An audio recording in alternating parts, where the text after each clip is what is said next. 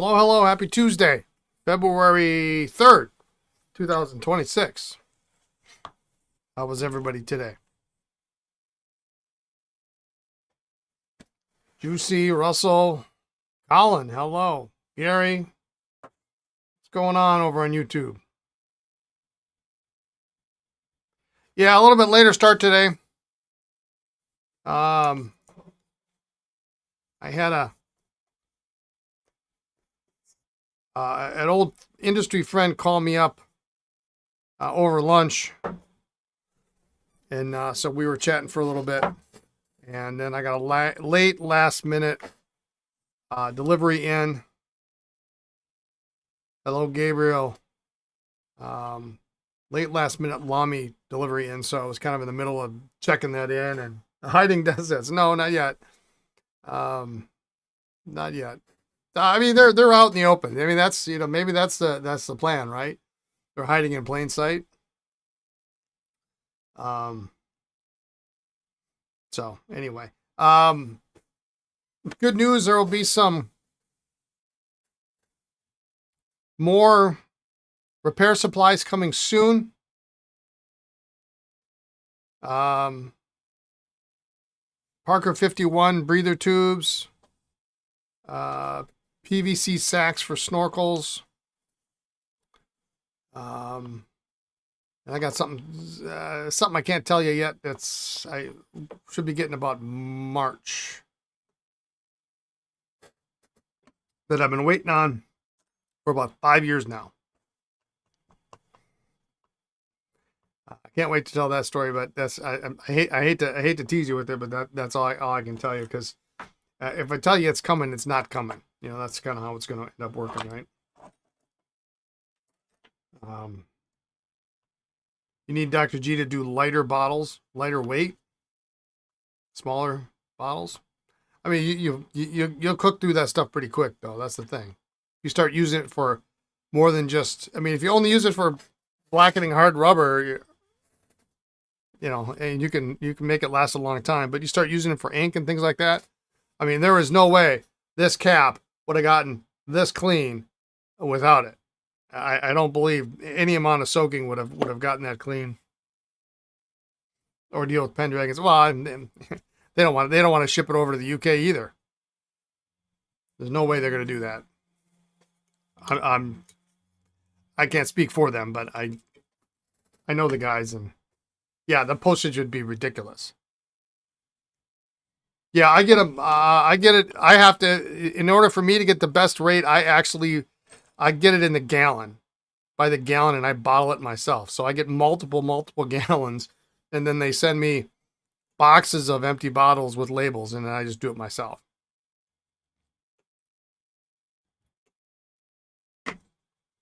Basically, all that does is that means, I think if you do the math, I get like a half a bottle per gallon free.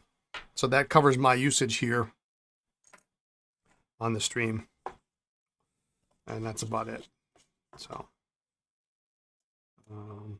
I've sent some to, didn't I send some to you, Juice? I sent some to Gary. Gary got some. Yeah, didn't you buy like 2 or 3 of them? If I'm not mistaken. Yeah, I mean, what are you going to do? I don't set the prices, and you got 2 bottles. Yeah, I thought you got more than one. Yeah.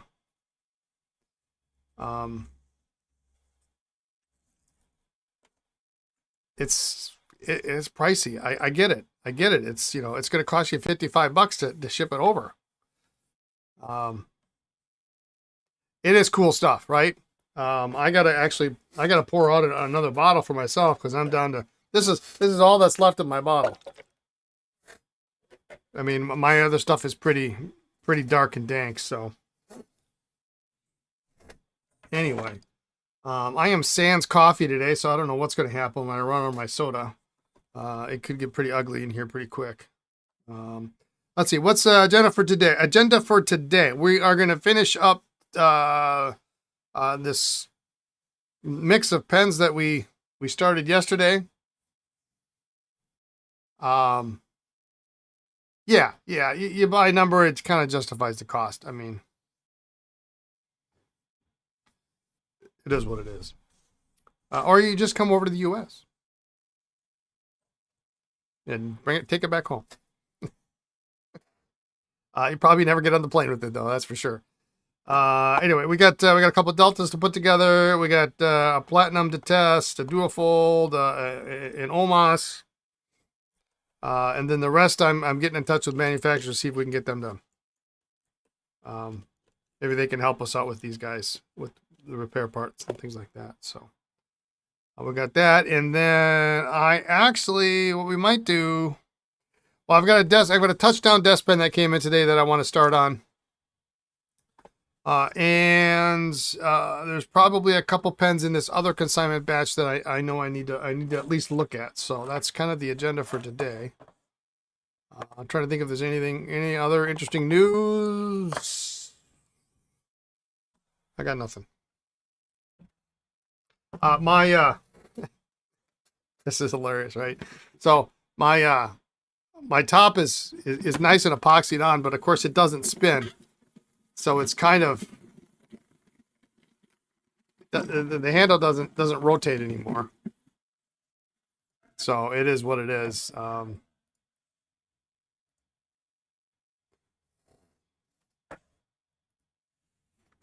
least I got something to hang on to, I guess. I really need to bite the bullet, and just go get a new one and make a new one. But we'll see how annoying it is. I shouldn't have tried the quick fix before, and would have been okay, but.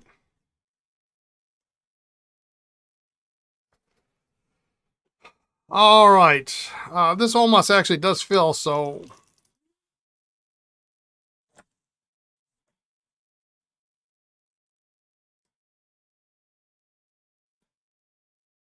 I think this pen is just going to end up being what it is.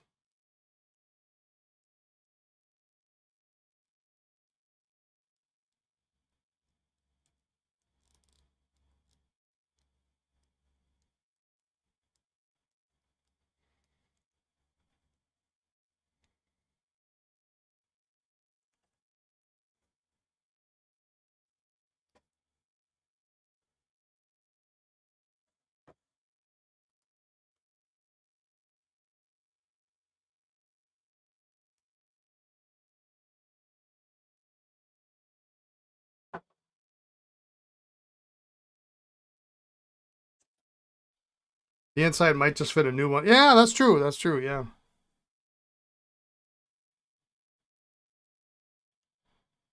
Speaking of coffee.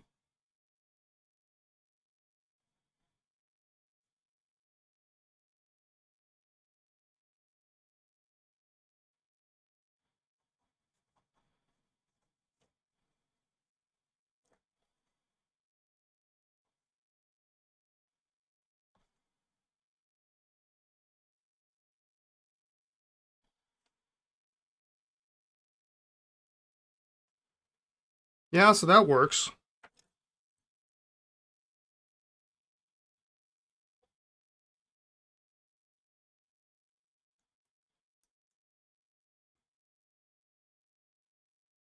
Nib's a little wonky.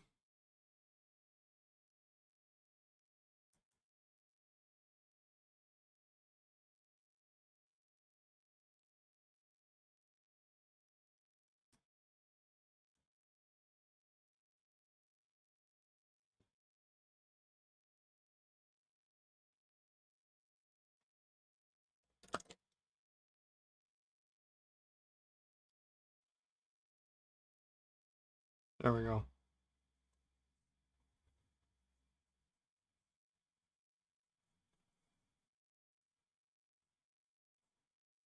A little bit soft.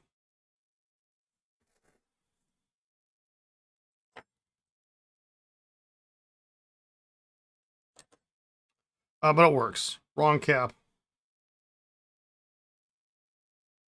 I don't know. I don't know how to rectify that.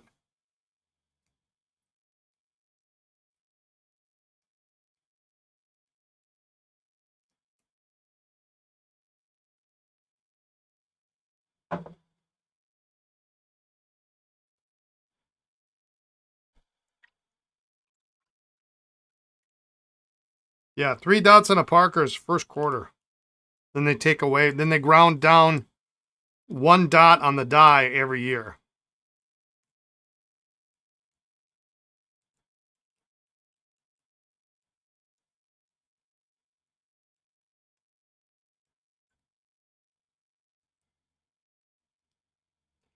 So no dots is fourth quarter.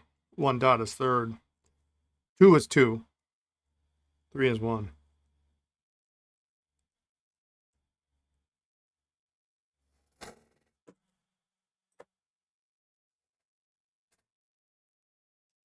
Yeah, called a special edition. Yeah, there we go. Special edition Omas, my lord.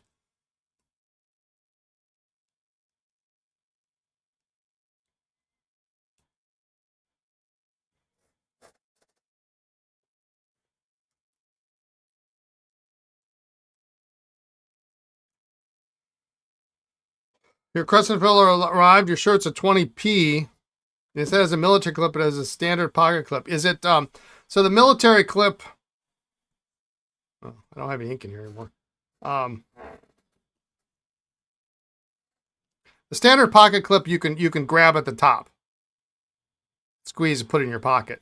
The military clip comes in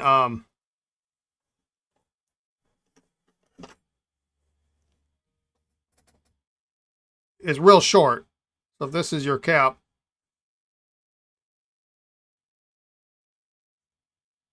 comes up kind of like that. Really very short. There's no, whereas your normal cap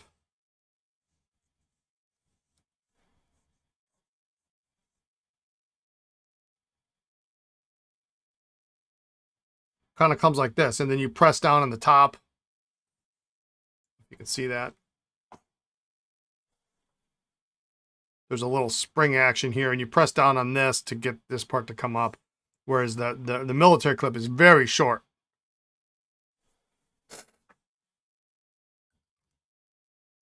You know, it's possible somebody mistook a very short pen for being a military clip, but when once you've seen one, you know they're completely different.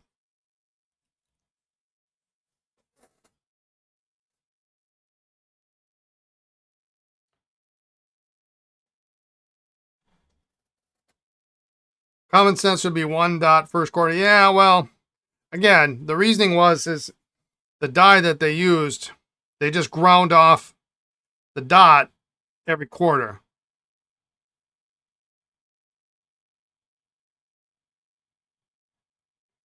It's quite long and pressed down from the top. Yeah, then it's a standard.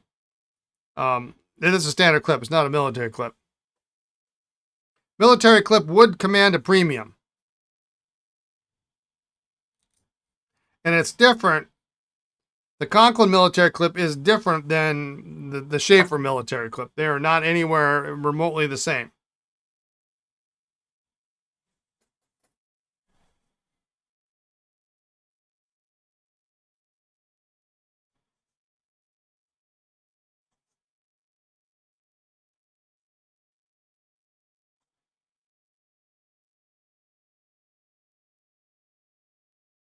I love how this actually says this is a fine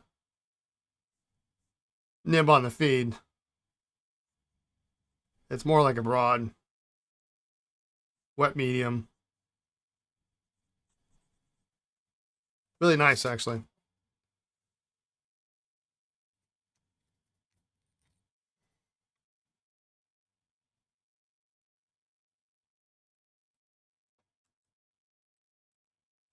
If I think of it, I will remember. I'll remember to bring in my military clip tomorrow.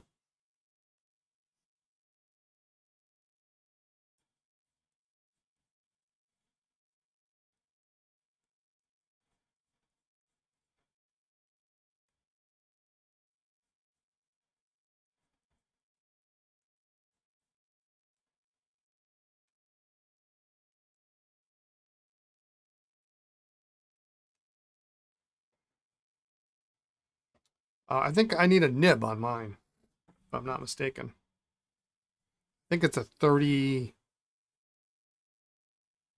30, and I'm all out of number 3 nibs.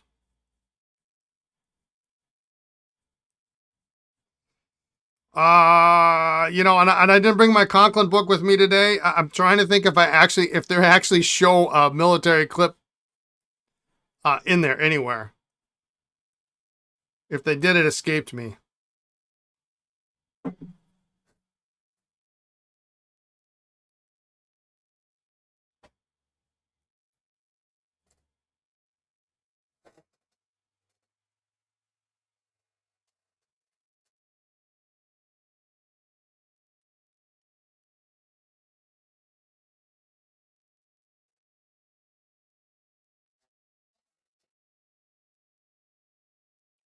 When you see one, you'll instantly notice. You'll be like, "Oh, that's not the same."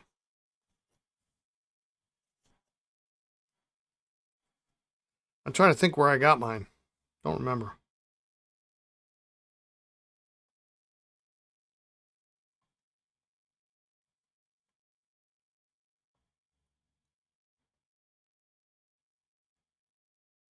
So I hate the fact that I'm making up this side because that means I'm going to have to take the nib out to clean the section out after I've tested it.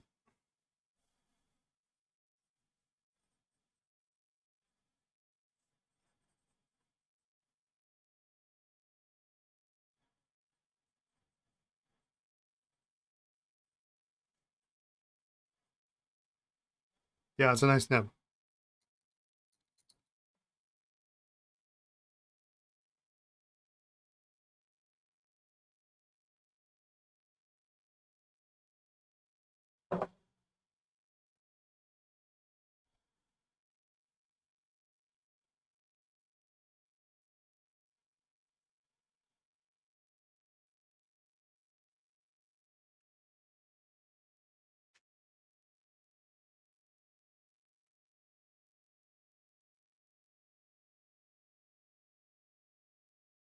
Oh, well, you know what?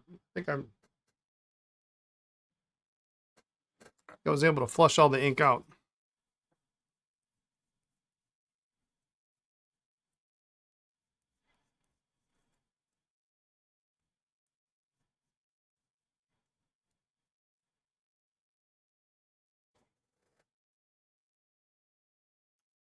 Yeah, it'll be fine.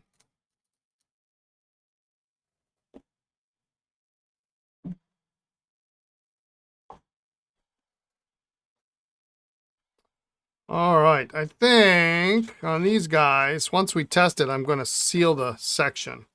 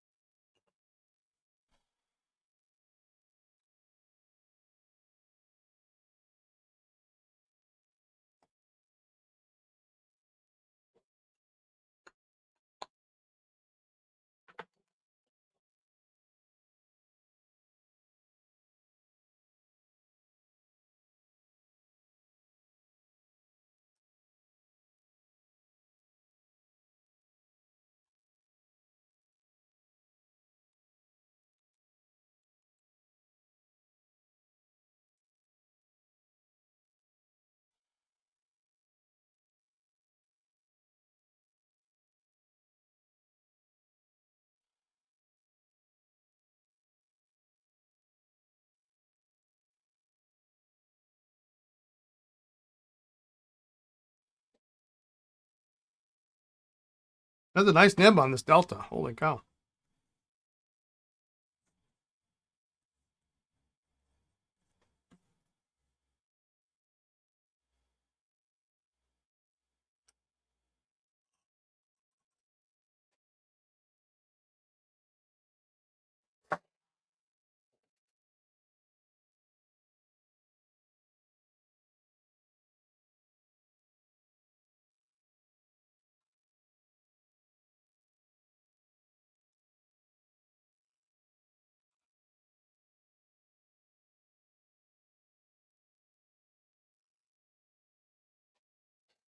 Very stiff action on the lever, though. Holy cow.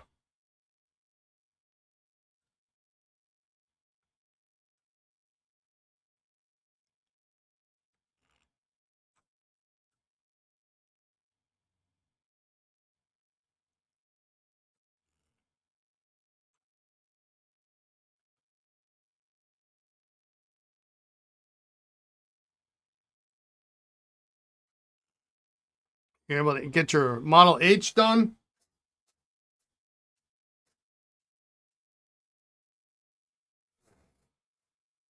Few broken pressure bars, handy without the lever stop, including one for reference to trim down to the right size, smooth the edges, and we're good to go. Awesome. Now all you need to do is you need to get all 6 colors, and in all 2 main clip variations, and then in bandless.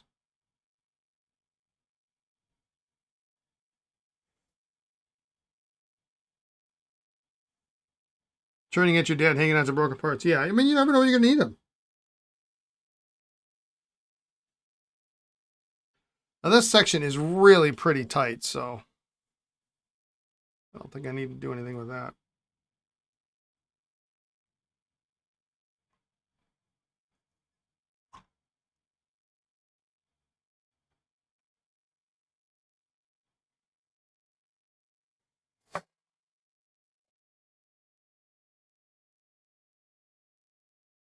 Taunting Brian again?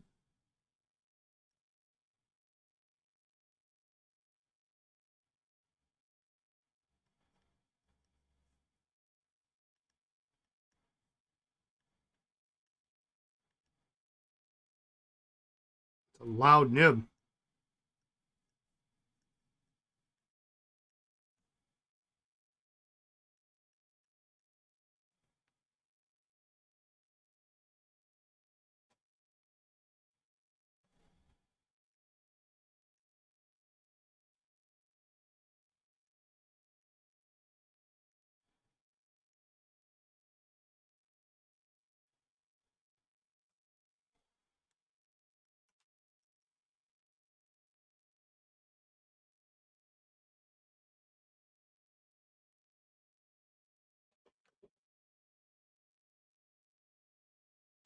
The double check to make sure that that's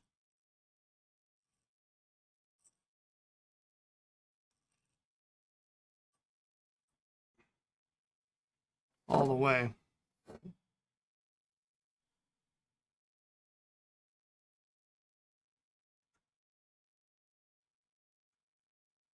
It appears you never have enough spare. No, you never have enough.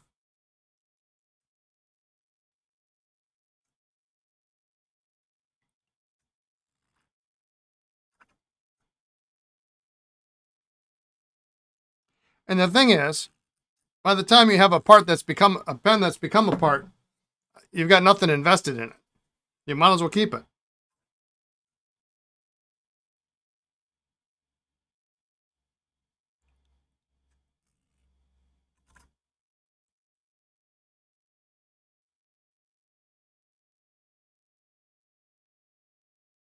Your doctor said you have to stop buying pens, something about your mental health.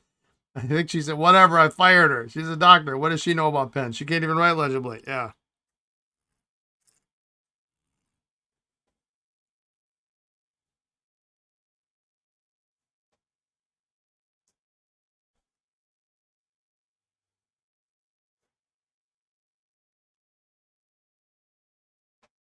It's really a loud nib.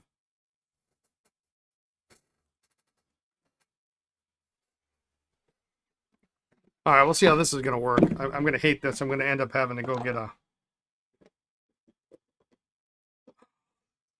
That's not going to fit. It's too damn big. This one's probably too big, too. Nope.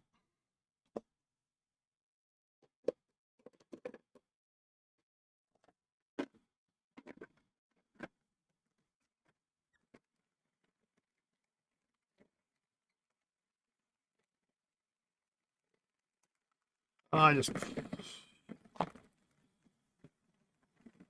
So much for that.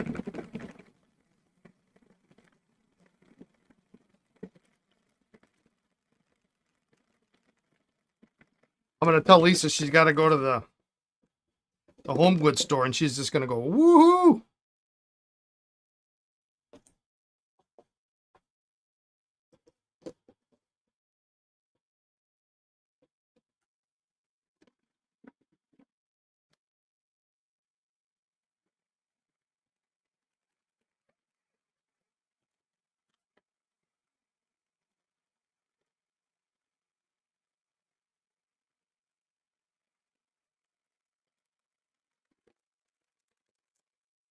Because, you know, now it's a part of my daily life. I can't be without it.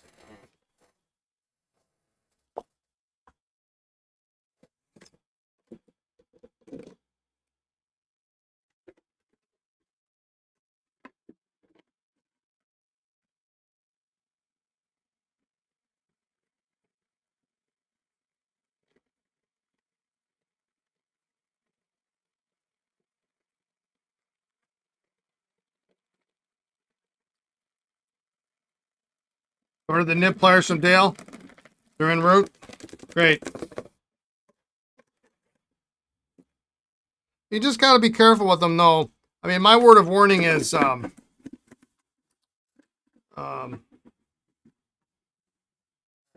know, if you still have to press too hard, you still run the risk of potentially, you know, if you slip, bending the nib, breaking something.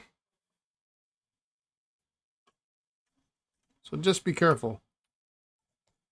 Yeah, who would think going to a home goods store to get pen related goods? She's gonna love it if I tell her I gotta. She'll be like, great. She goes, you can go ride your bike. I'm gonna go. This is mine. All right. So the rest of these, well, I've already contacted Yafa on these two. We'll see if we can get those cooking. And these two, I'm going to contact Conway, but I don't know if they're going to be able to do anything.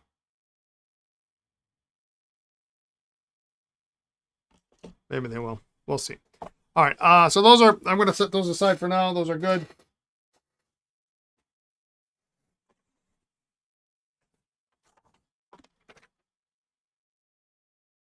You received some really nice feedback on the pens you restored and sold. Gives you confidence going forward. Great.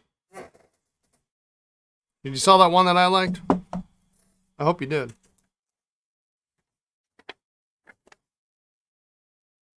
Oh, you know what? I'm going to set those to the side. I got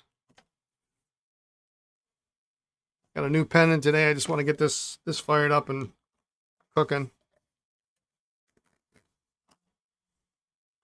Oh, good. Good. That was a great pen.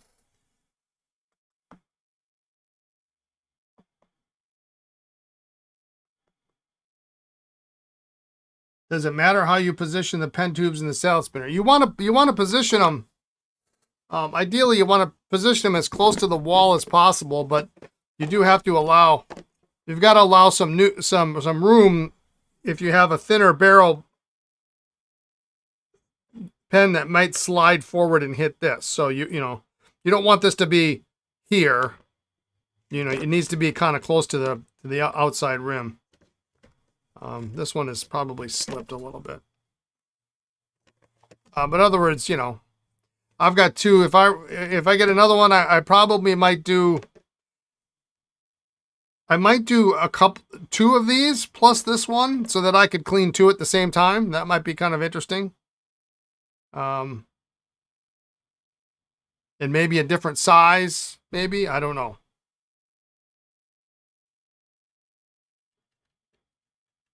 Where do you get the pen tubes from? This one here is from a pipette.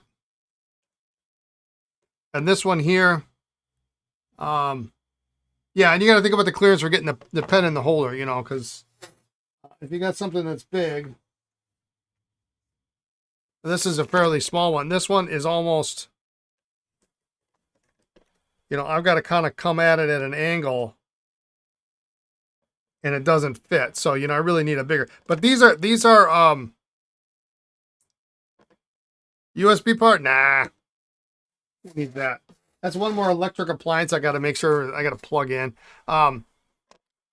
These are turkey basters. And then Hans, he took a lighter to the edge to kind of, after he cut them off, to soften them.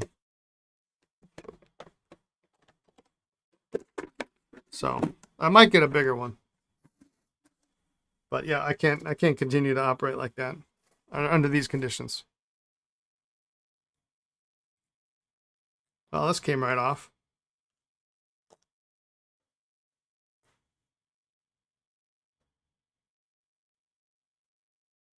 Huh. No sack.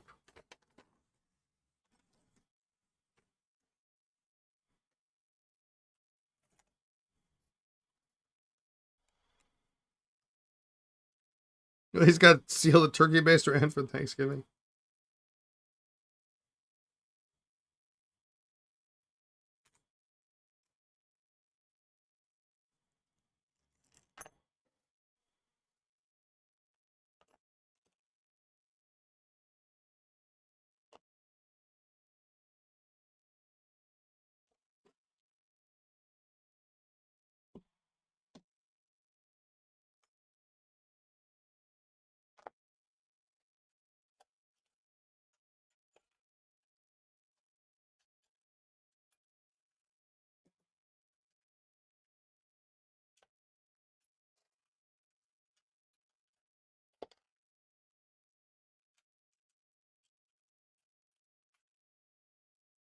Oh, come on.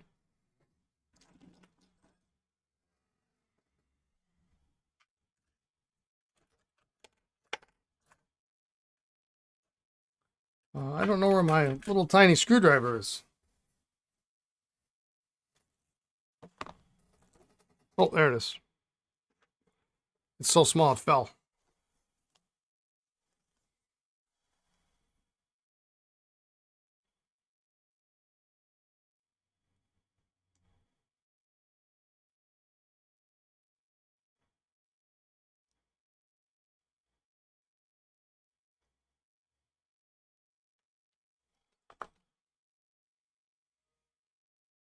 You can't continue without the sound twice an hour. Yeah, I know, right?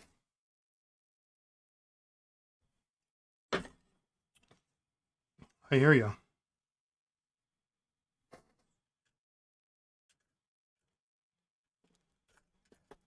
I am forever indebted to Hans for his contribution.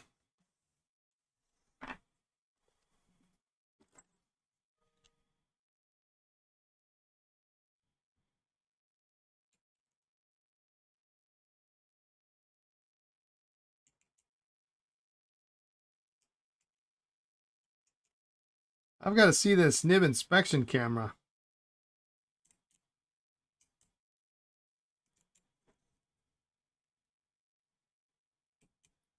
Maybe I'll see Scott in Chicago this year and I can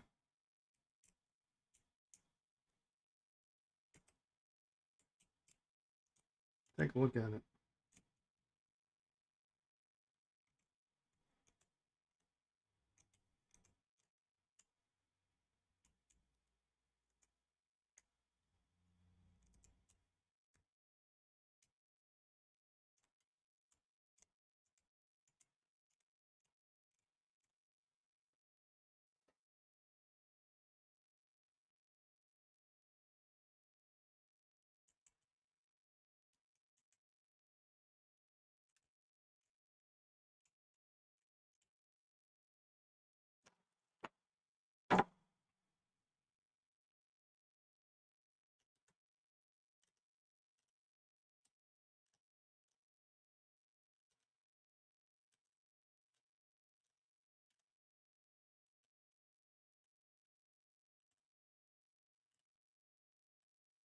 It sounds like he's getting his production back up, which is good.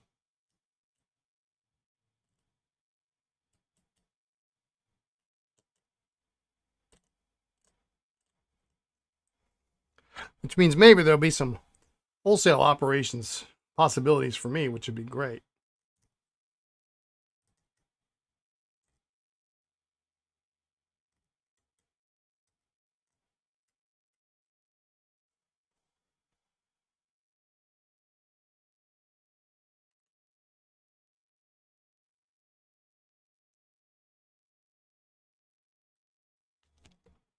All right.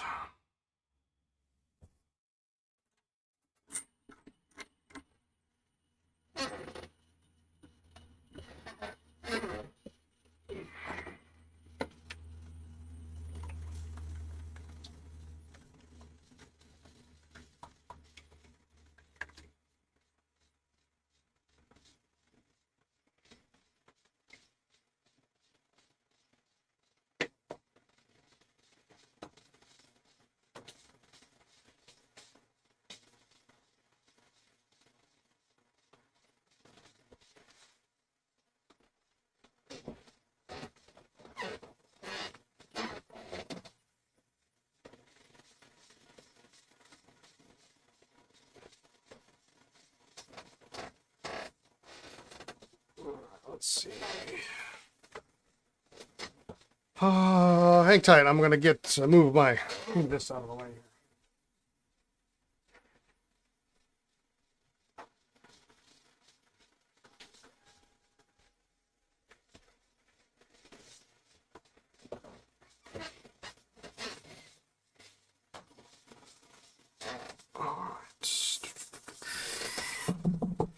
Little O-ring action.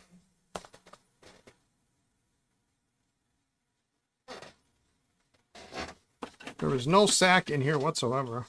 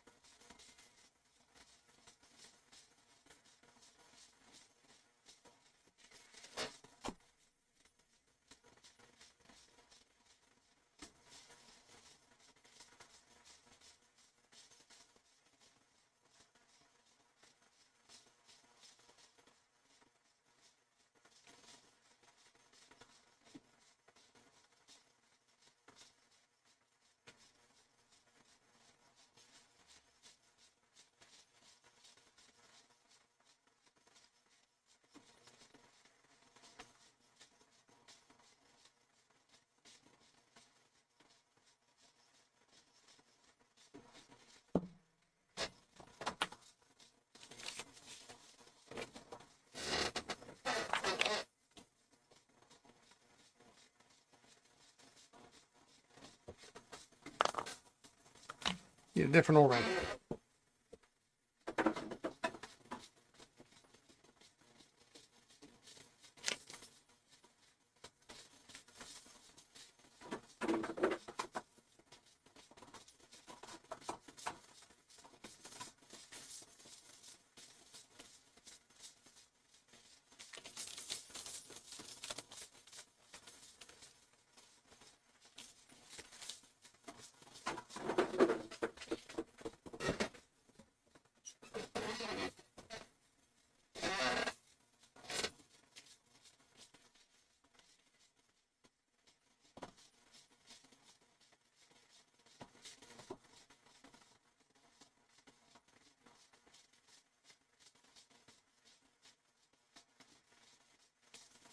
There we go.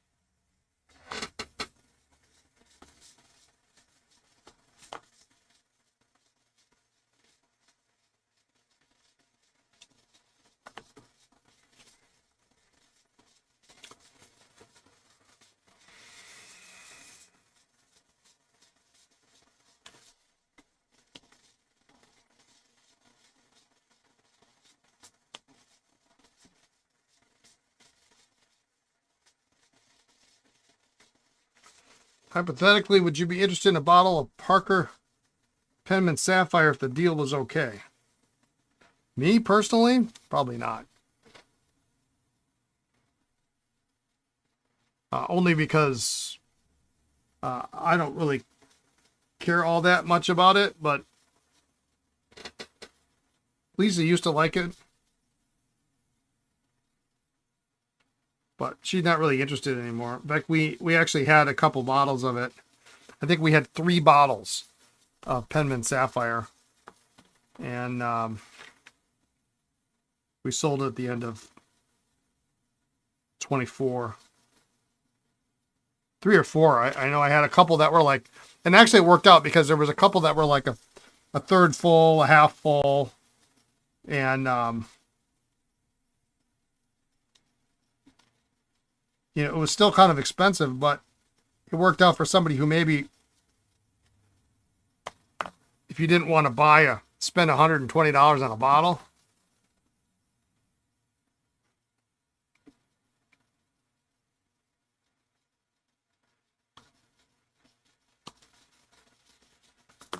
you could buy a third of a bottle for $40 or whatever. I mean, if it's your thing and you like the color, yeah. I mean, and if it's the right price, absolutely buy it.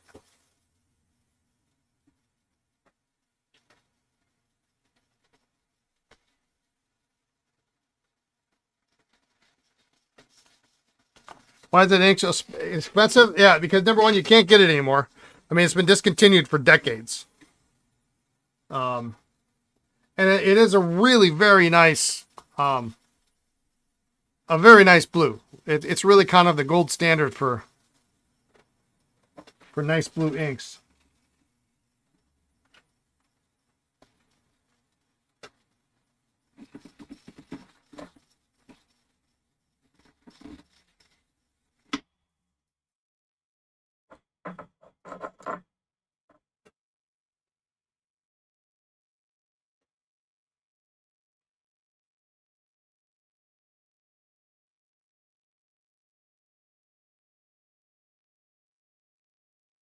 And people are using it too, and that's one of the reasons why it's starting to get expensive, is because, you know, bottles are being used up.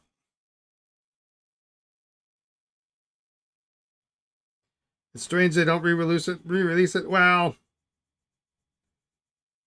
I think all you need to know is, um, just look at what Parker Waterman's putting out, and it's nothing. You know, they're not doing anything with production.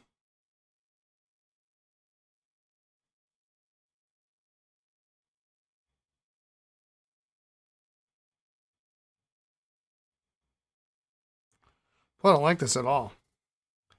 Um, you know, if Parker wanted to um, do something with ink, they would put out more than the 3 colors they got.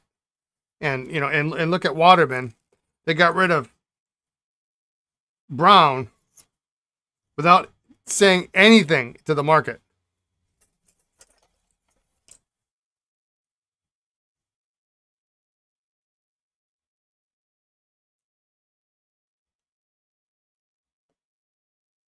Didn't tell the dealers, nothing.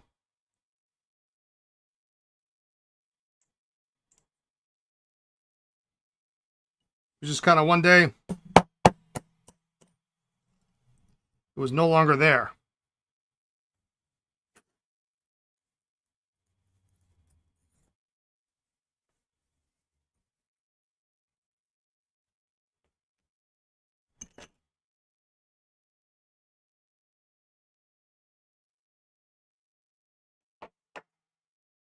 Yeah, they are a shadow of their former self. Boy, that is a nasty. Ah.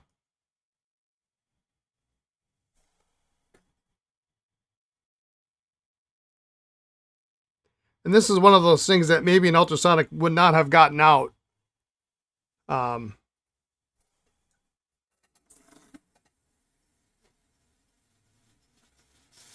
in an ultrasonic. I mean, it would just, I mean, the nib is that way too. You can see it's all.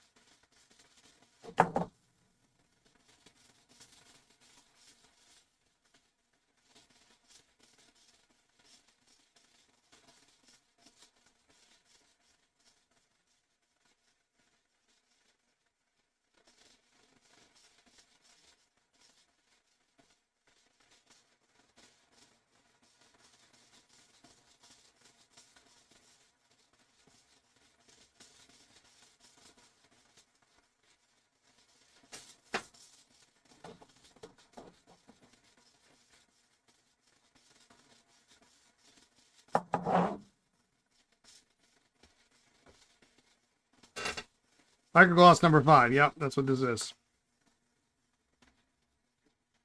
Well, this is actually heavily evaporated number 5 with a whole bunch of number 1 thrown in for good measure.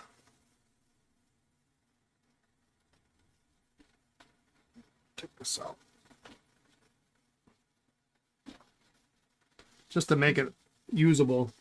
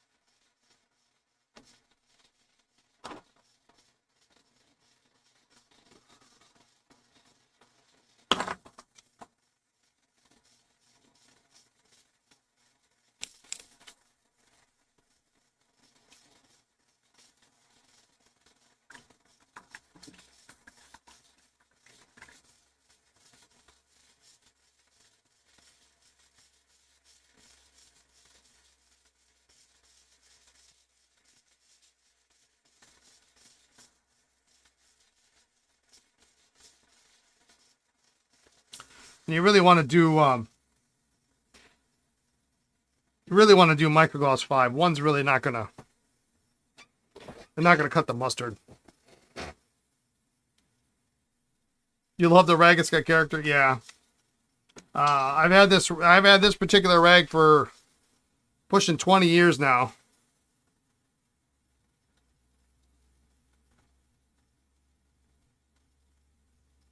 I think it knows I just got some replacements, but you know,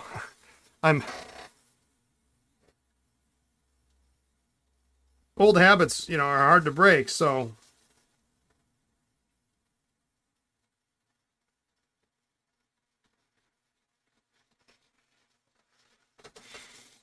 it's hard to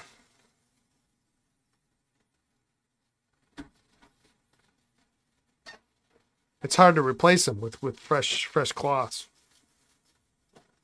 I've been using the same like 3 for 20 years, and this one I've been using for, this is my polish rag. I've been using that for 4 or 5 years, maybe.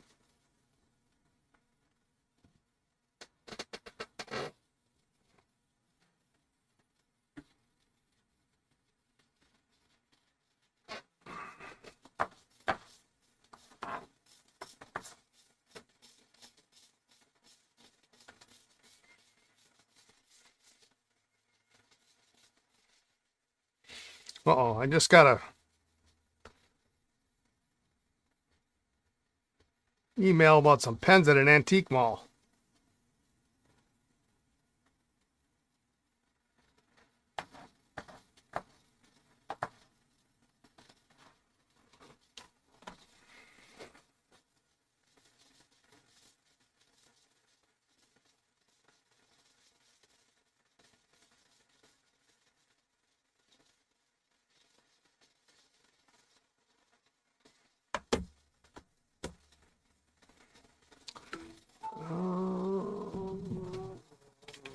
Scissors. Believe it or not, yeah. I have people who send me pictures of when they go to antique malls. I found some pens. Do you want them? Which is not the case here, but this is not. These are not for me. But yeah, there is a picture of a desk set here. Not the one I'm looking for, though.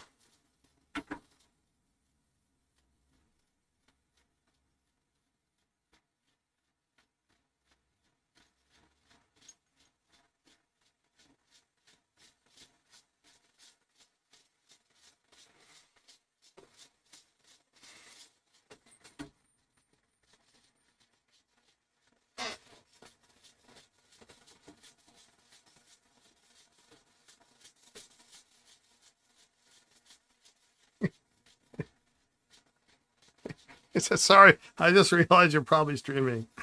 No worries.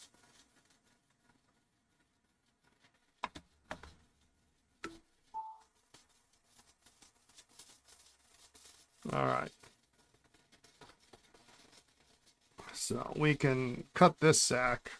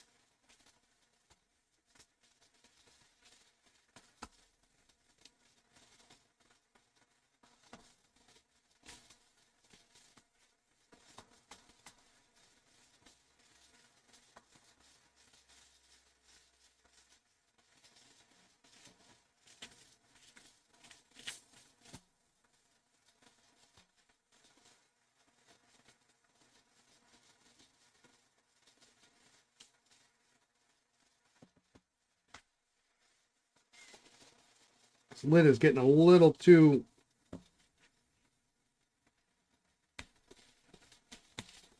tight.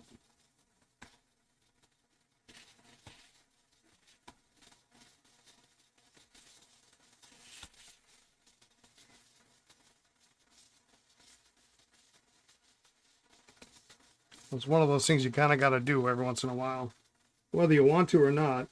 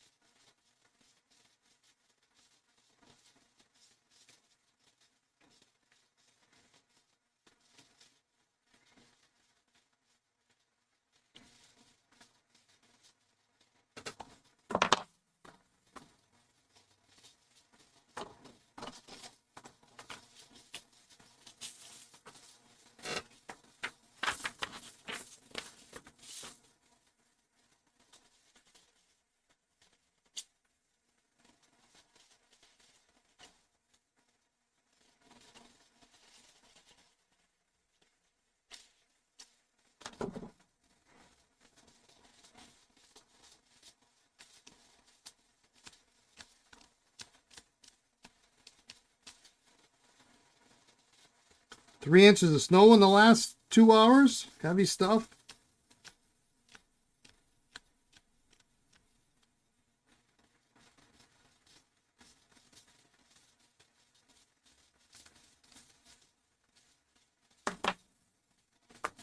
We've been very fortunate. We've not had nearly as much snow as we did last year thus far.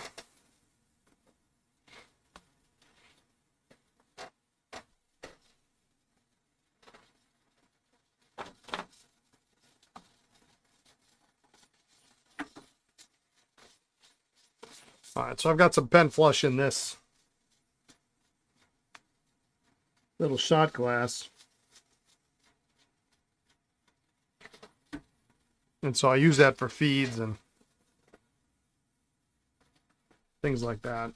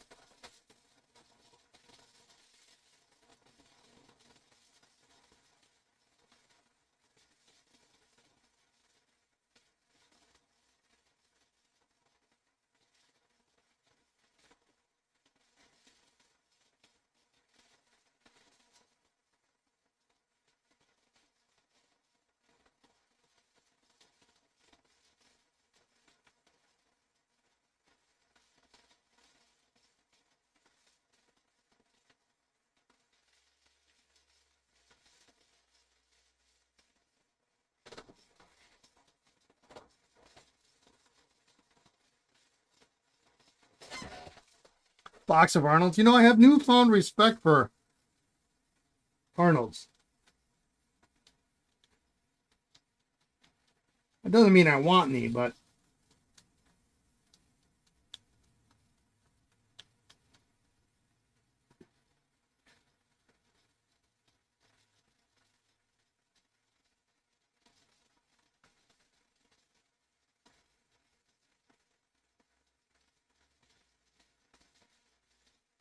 they were actually made by the same person who made Edison's.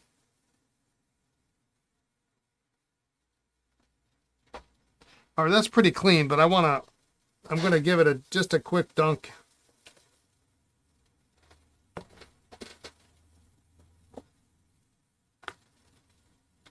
From there.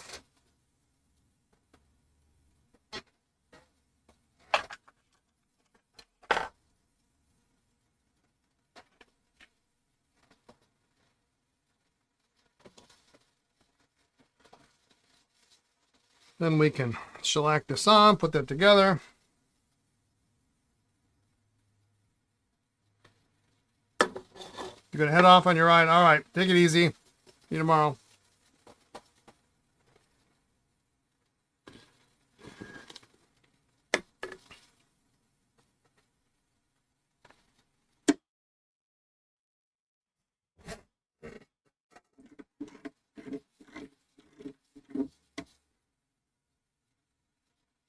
What am I soaking? I'm not soaking anything in the ultrasonic.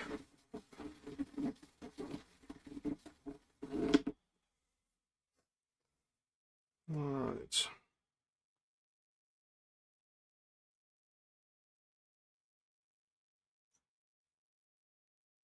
Did we test those? We didn't test those yet.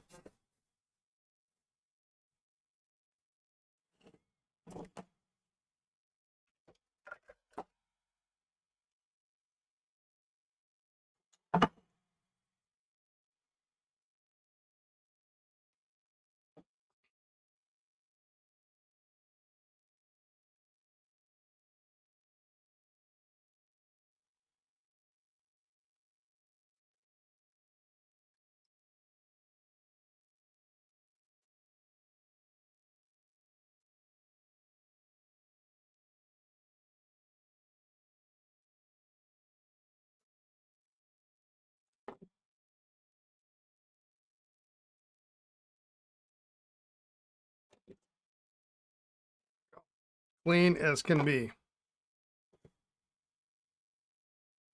I don't normally like to take these nibs apart because sometimes they're a little bit fussy, but the way that nib looked, the way that the feed was set on it, it wasn't gonna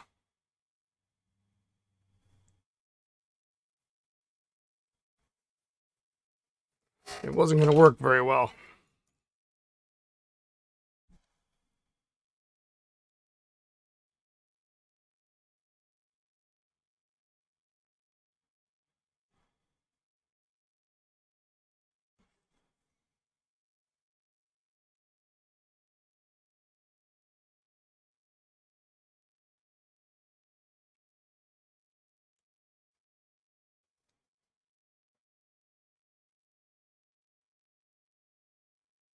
Now, sometimes the trick is you can't quite get this positioned.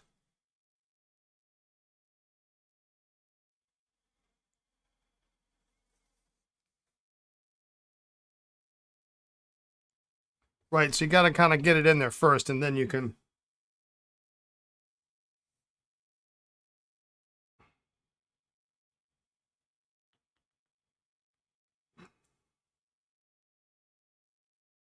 get it in place, and that looks much better.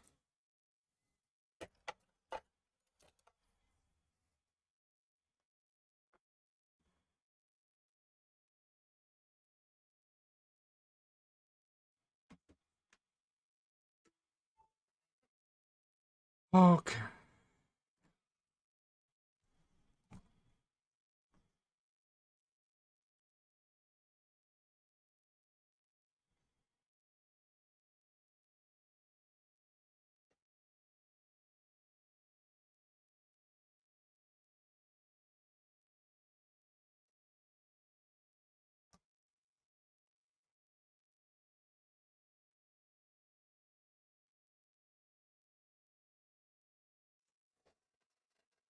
Oh, where'd it go?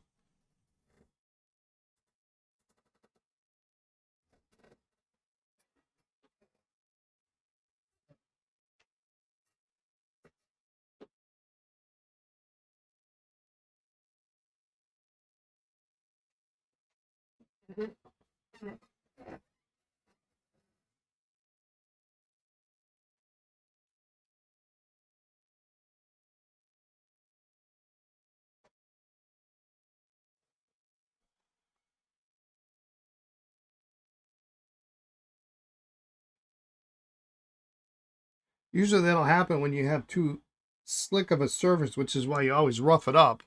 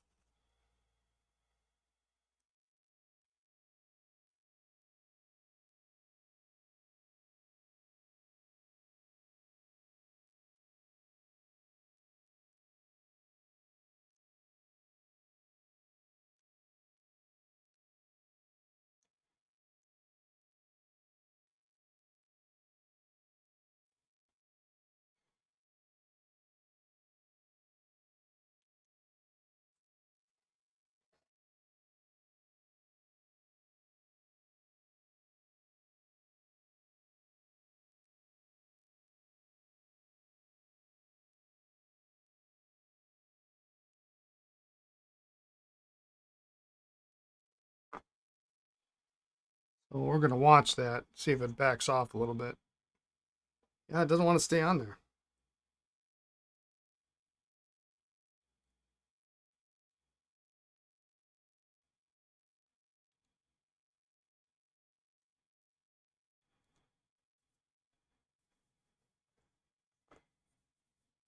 So now I got crap all over my fingers. In about 10 minutes, it'll be fine, but that's a little bit better.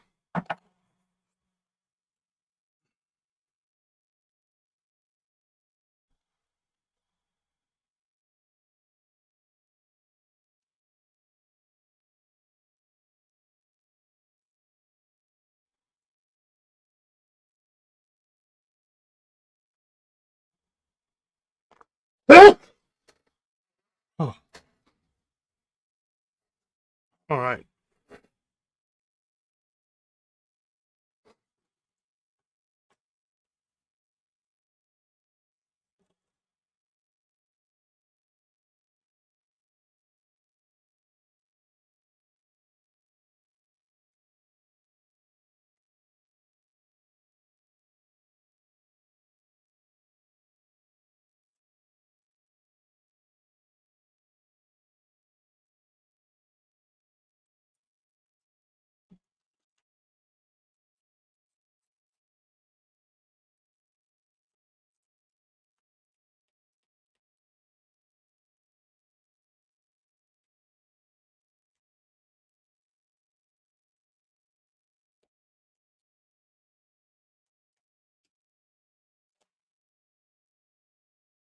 All right, let's, while we're at it, I think these two 51s are good to go. Oh, this is a 21.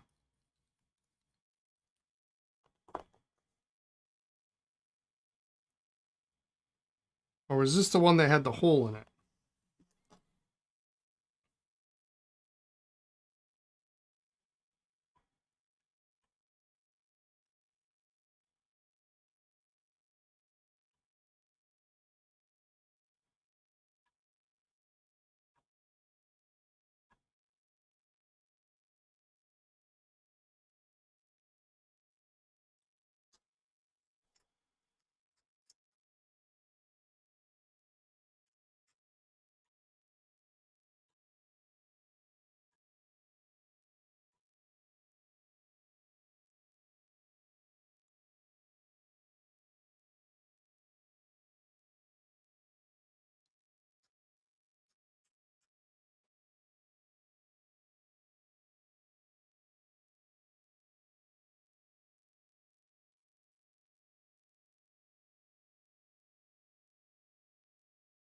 Oh, this one seems fine. I think this was, we put the new sack on this one.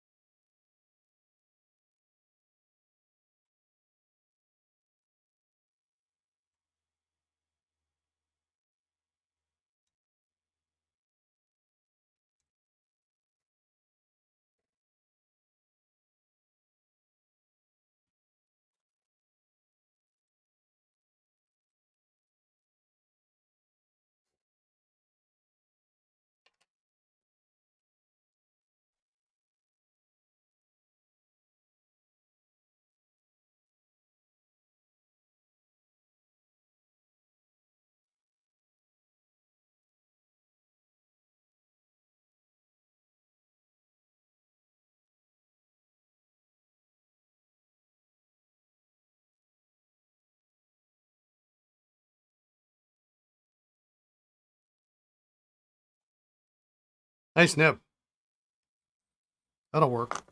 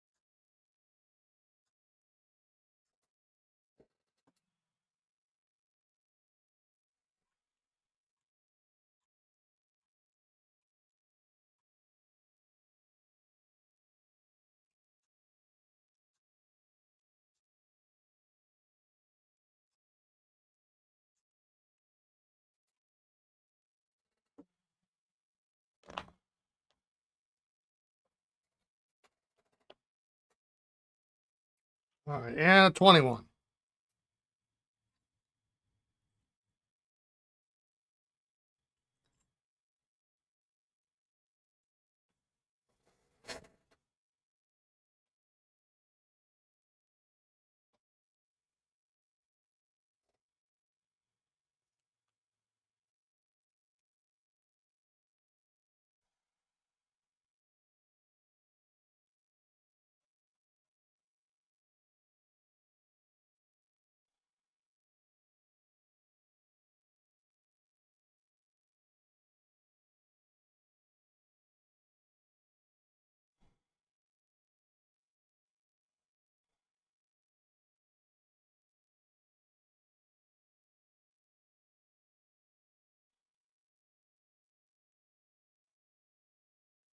Was a really, really dry.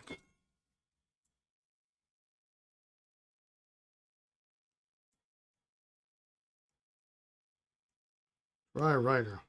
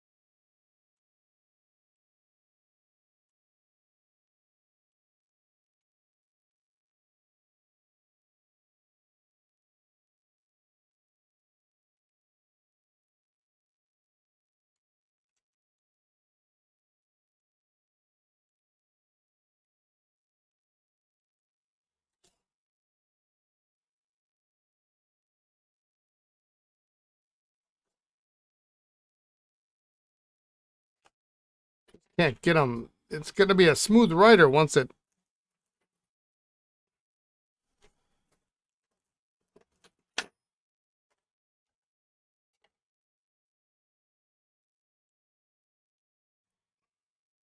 Once I can get it open, but it's really not wanting to get open.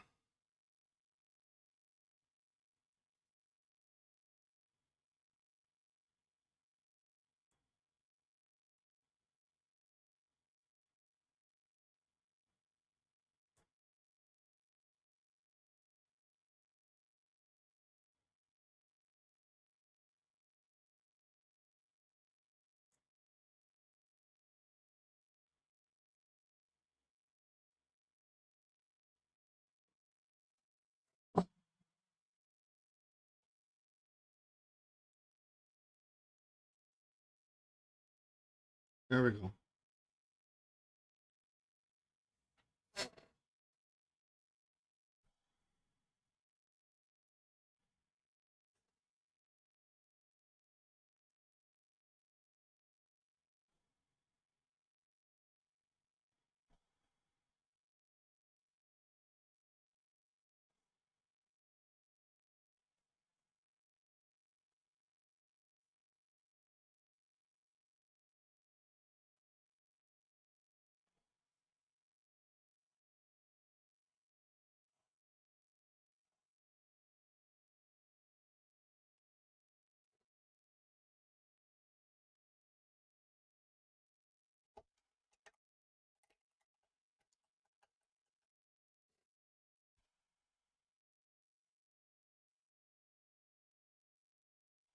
That's better.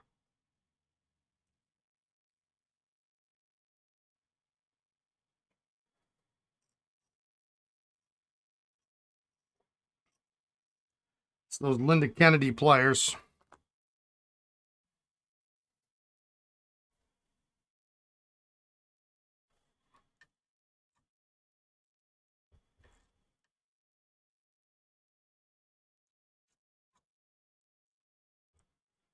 We were just talking about the pen heist at the Dutch Pen Show on the Juicy Broads live stream.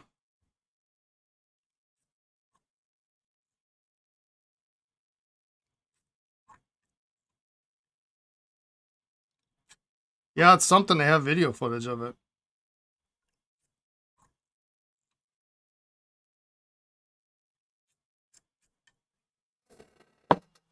That's really a very serious reason among many that I don't go to shows.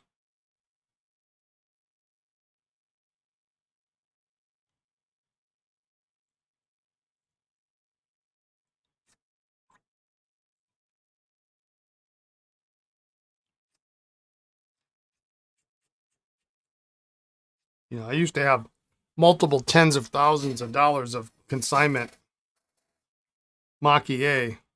And, you know, you can't risk that stuff being stolen because then you got to buy it. Or worse yet, stuff that you do own, you know.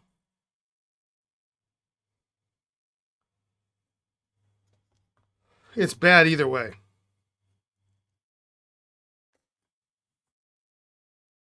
All they did was kick the couple out of the show. They should have prosecuted the hell out of them.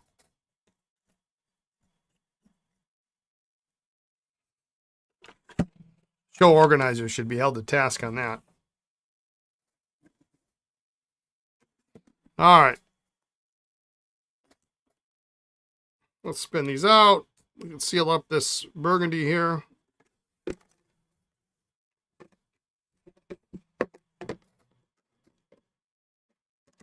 Pick them up, but they still didn't find that emperor.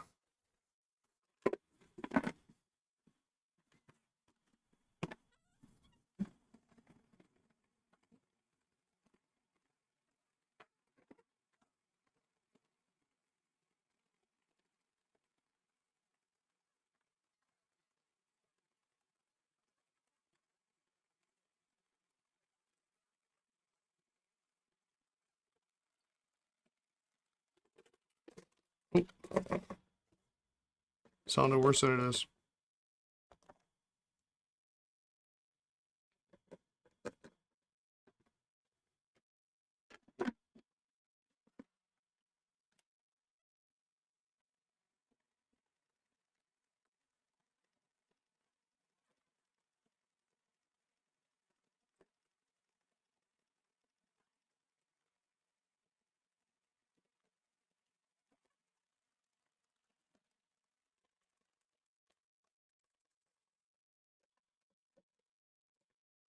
Most of the time, they don't catch the thieves.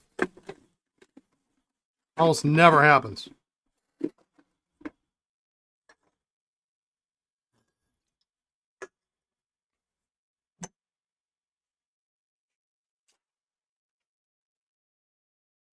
I caught one once on a $20 pen. Got my pen back.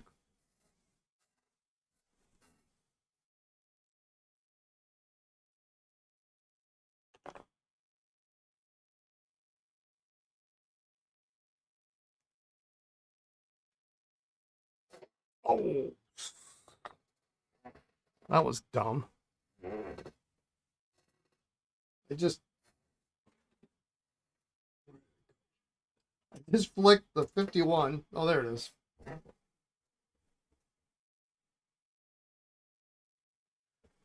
Toward the garbage can to get any last minute. This is pretty clean. But sometimes that collector stays full. And I flicked the. I mean, thankfully, I guess it didn't go in the garbage can, but I don't know. The clutch ring just went flying.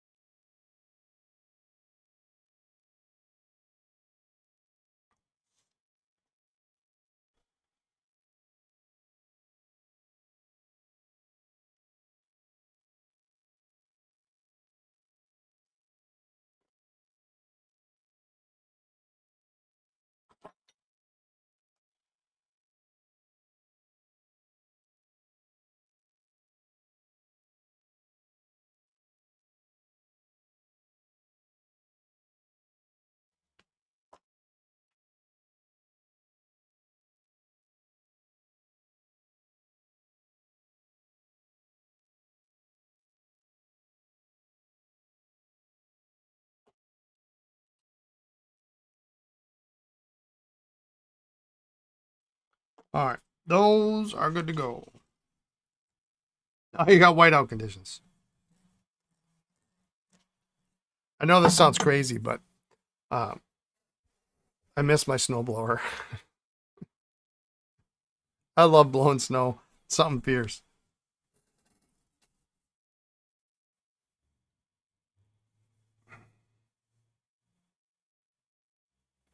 All right, we're gonna try to get this one open.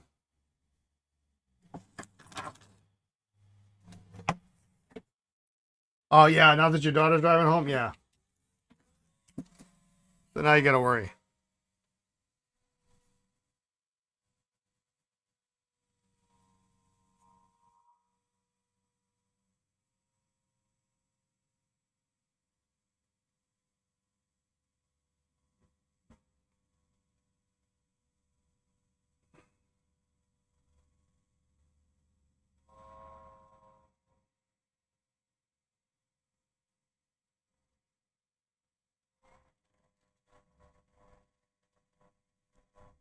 There we go.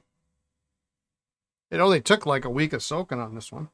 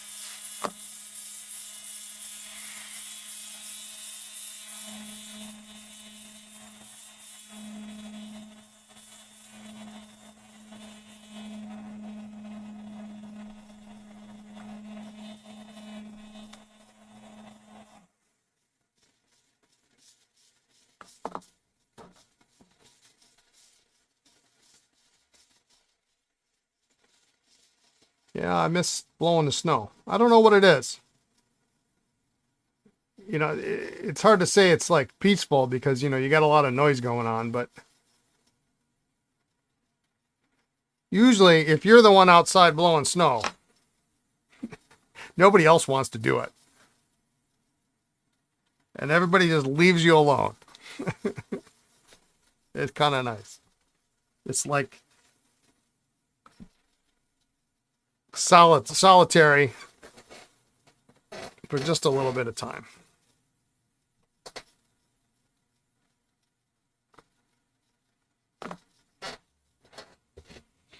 And if it's not a lot of work, it's kind of fun.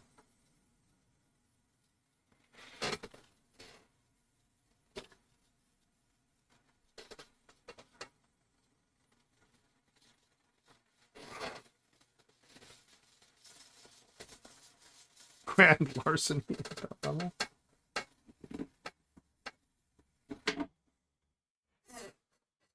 See, because while I'm out doing the blowing the snow,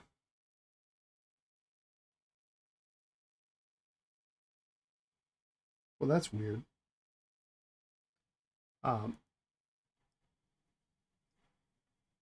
Lisa's inside making a hot chocolate. And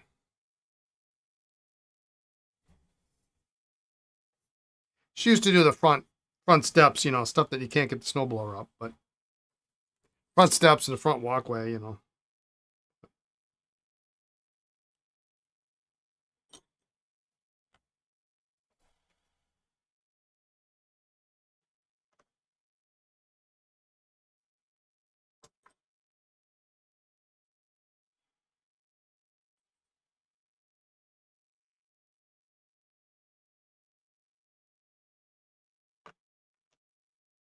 Such a good color, this teal.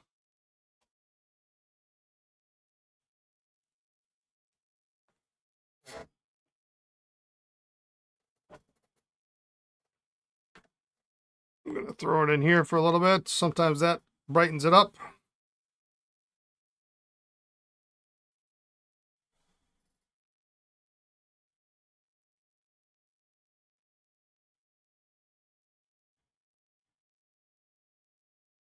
Why they don't want us carrying it shows instant prosecution. Yeah.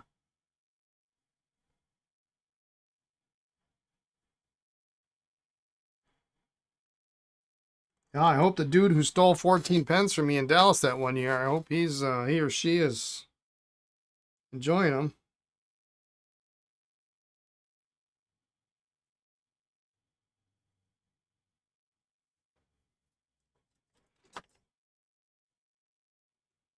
And I probably, you know, it was probably not a healthy thing, but I kept all the boxes. So I had the box for the John Lennon, that Mont Blanc John Lennon that was stolen from me, and I had the boxes for the two Aurora 88 limited editions with matching serial numbers. I kept the boxes for all those things up until like the bitter end. I sold the Mont Blanc John Lennon box, I think the last Saturday I was open. And I don't remember what happened to the Aurora boxes. But, you know, you just can't hang on to that stuff. It does. It messes with your head. There's just no good involved.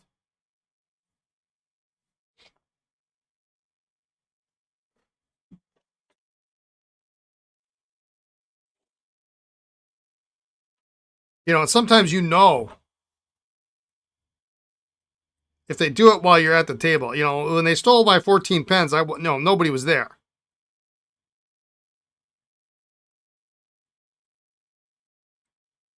Someone snagged 2 bottles of ink you put down at the Columbus show while you're at Valley's table looking at his book. That's just cheap.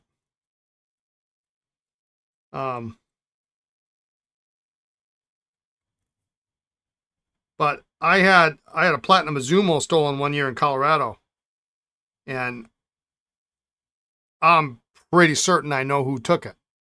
I don't know their name, but I saw them at the table, acting suspicious. You know, and of course they weren't buying anything, so I was paying attention to people who were actively buying things. And I looked over after they left, and it was gone.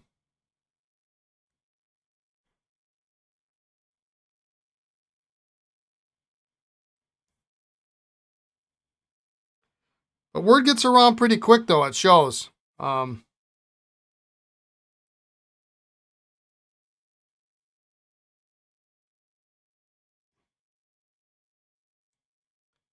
Table holders they talk, and it spreads quick. You know, look out for so-and-so in the red shirt. Whatever, you know.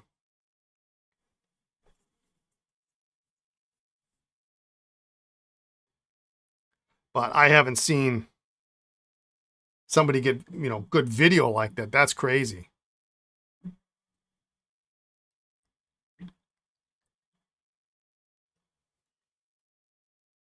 Didn't really do much. I didn't have it in there very long, but I didn't think, just based on the color, I didn't think that was really going to clean up all that well.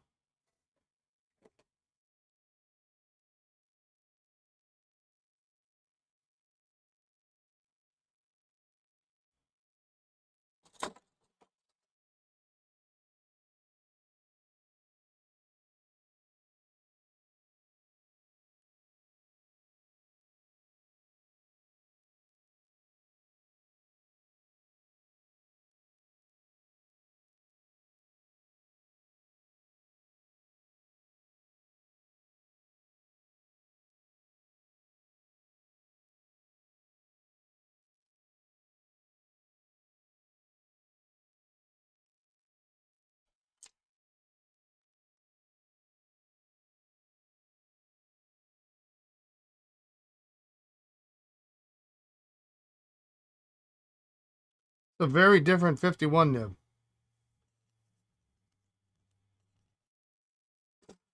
I know, Colin, at least it was just ink. Doesn't, you know, it doesn't hurt any less, but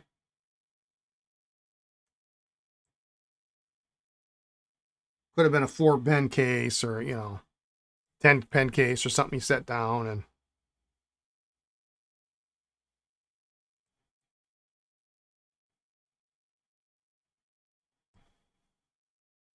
that would have really hurt.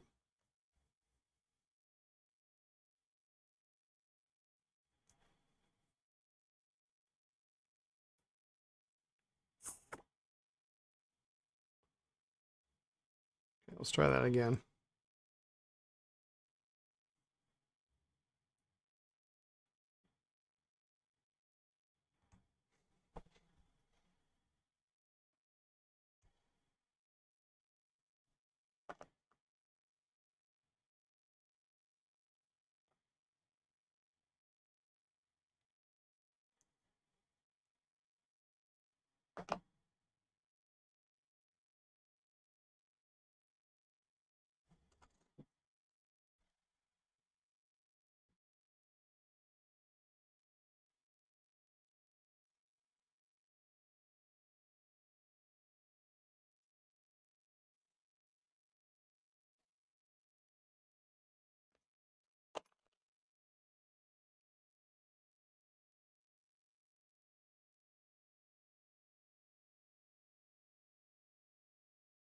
That one kind of nicely lines up with the imprint.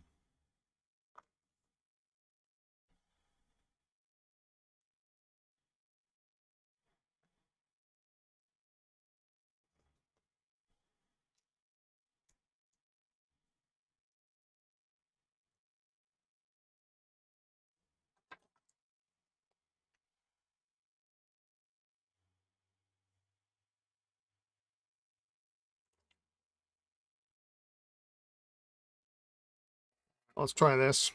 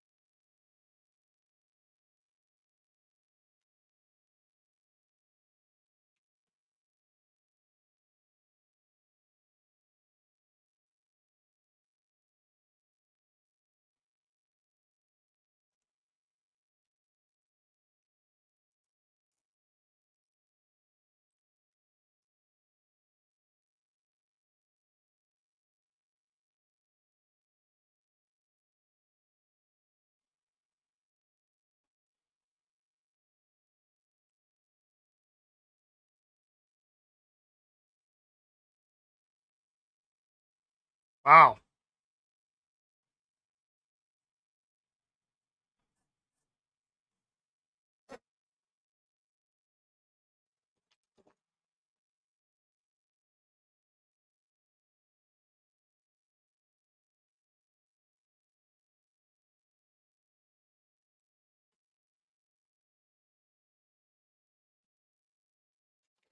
I like that.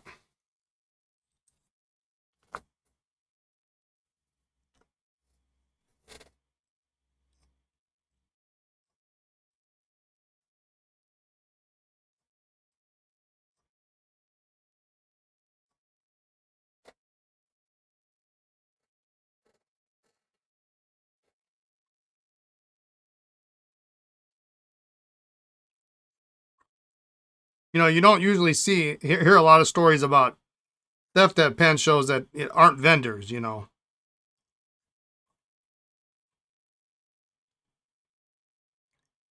I was reading a story the other day, I forget where it was, probably Facebook. Somebody had lost a 4 pen case at a show. The case was found,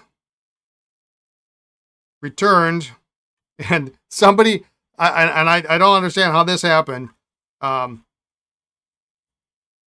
Somebody else claimed it. Like, no, wouldn't you normally ask, like, well, what was in the case? Identify the pens, and that's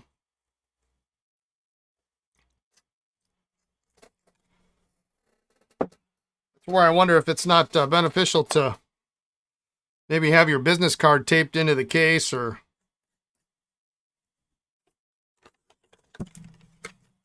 phone number or something, so makes identification a little easier.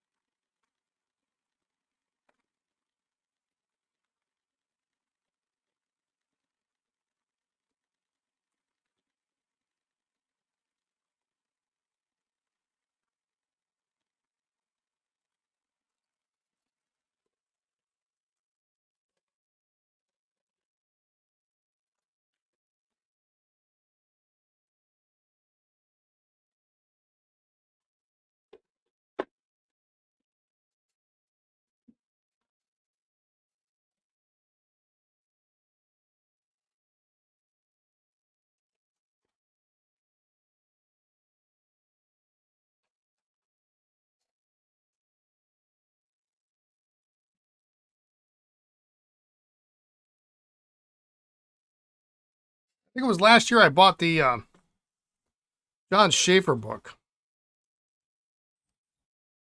I think it's the first book of his I bought. Well, that's not true. I think I bought a. He's got a. Do you have a patent book out as well?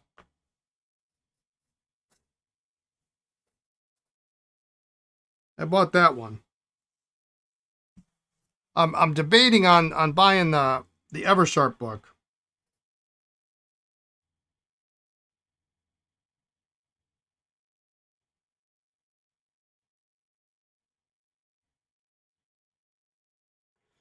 I don't have a terrible lot of interest in them, but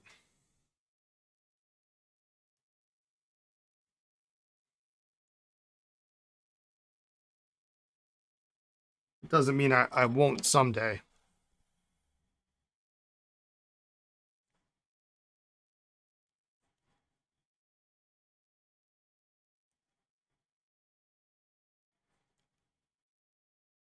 Anybody else have any of Jonathan's books?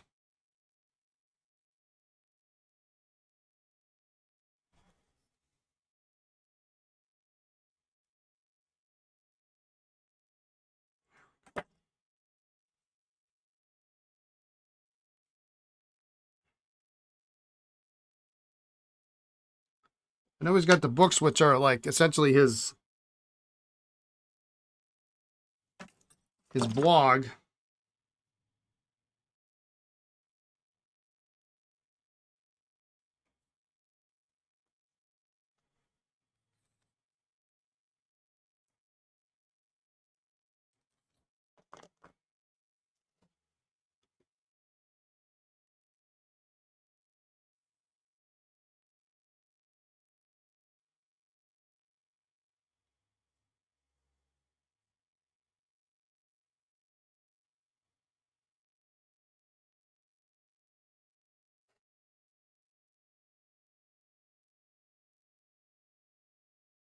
Yeah, the Namiki you just bought was in my other hand.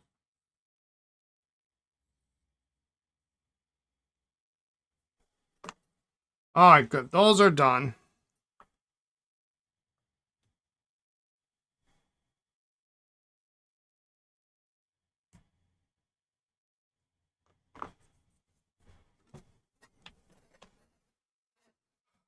We're going to finish this one tomorrow.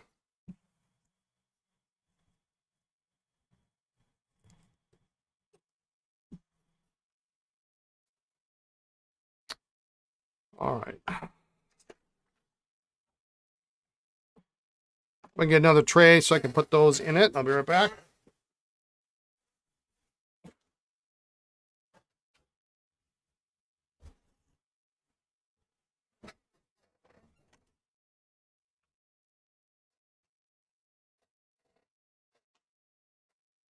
Actually,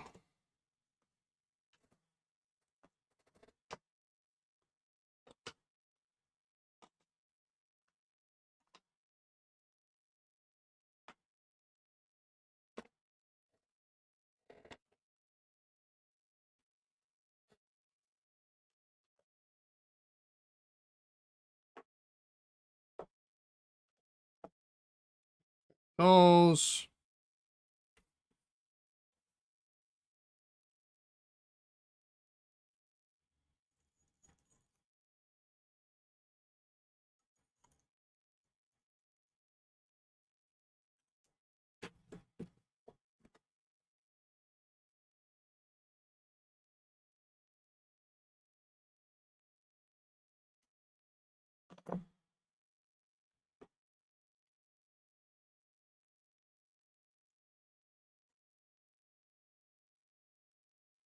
You know what? Why not? Let's just make sure all some of these are just going to be a real super easy clean.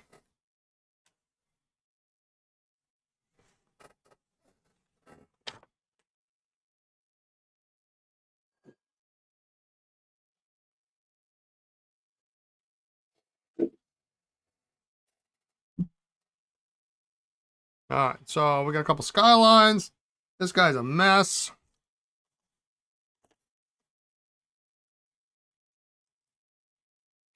We got an Esterbrook here with a sticker kind of offset.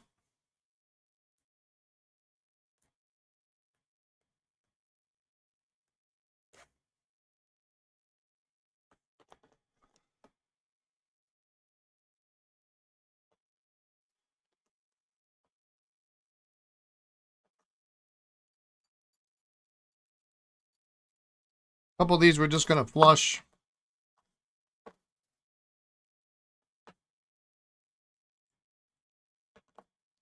Make sure they work.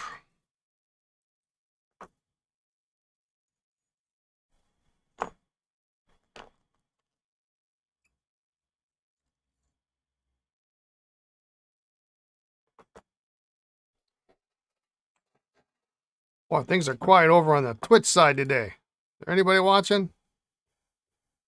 Code Blue, you're it. All right, let's, I'm going to start with on the right side. At least we feel like I can get something accomplished before the end of the day here.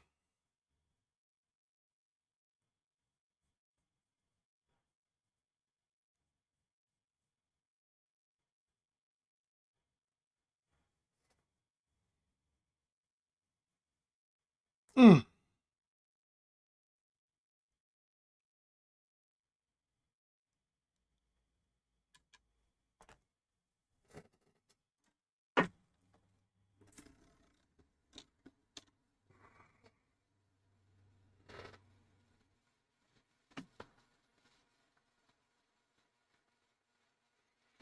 Just got home. All right.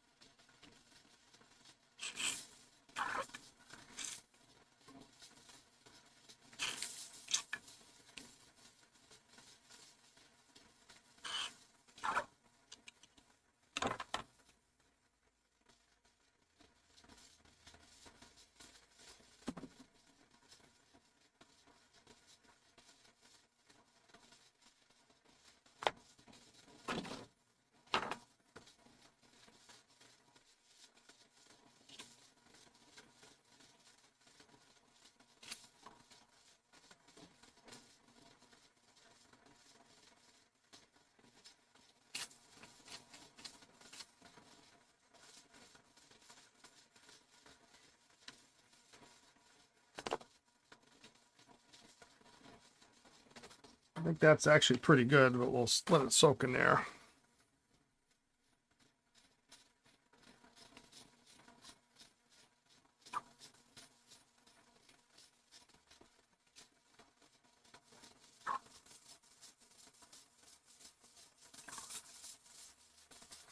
Hey, this push button converter actually works.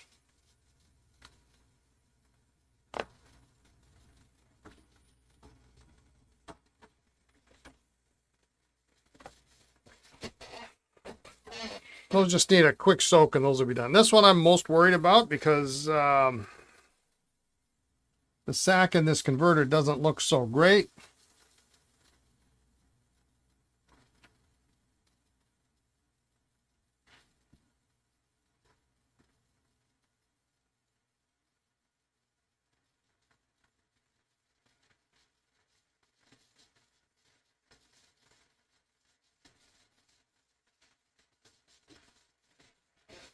Okay, it does work a little bit.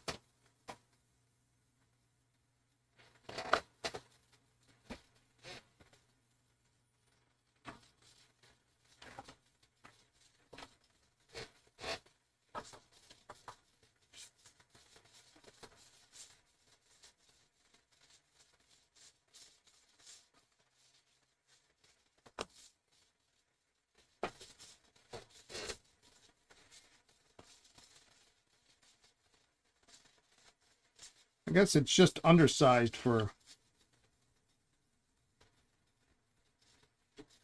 the housing.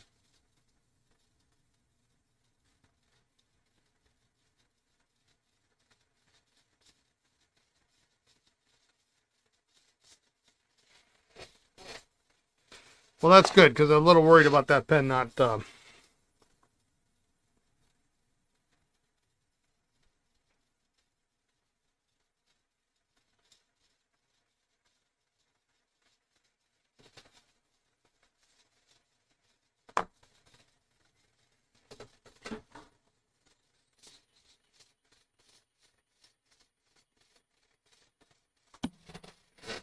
not working right.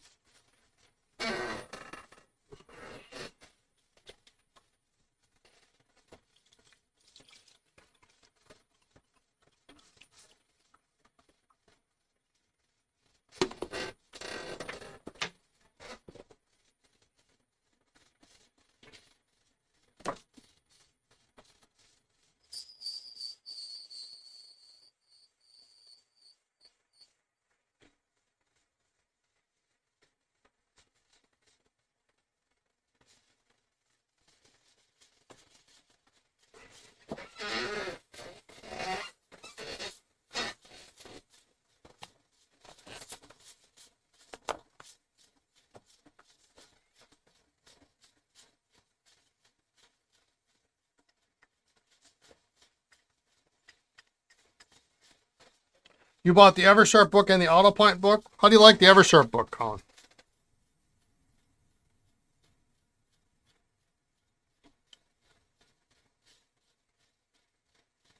Is it like the Schaefer book where it spans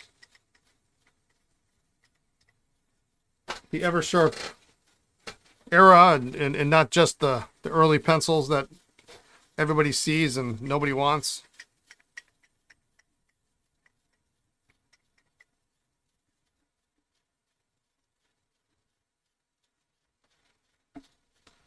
And I mean that kind of in jest. There are people who collect those. They're just not a lot, you know, and you see them at antique stores for like $3 or something, you know.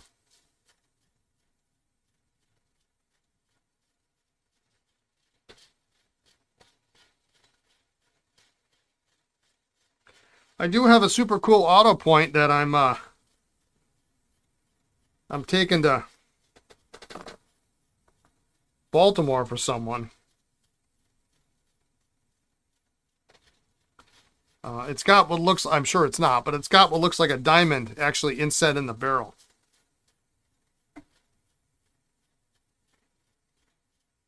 And the barrel is imprinted for Caterpillar tractor.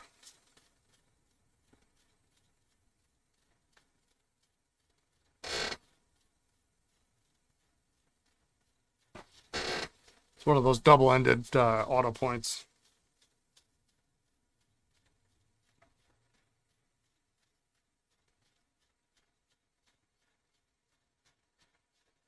Yeah, it is cool that he bought all that stuff.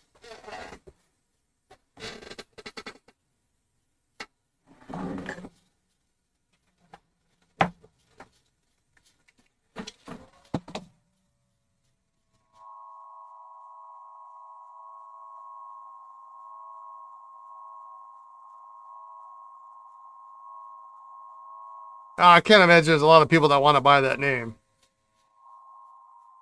Sadly. You know, it's not like it was Esterbrook.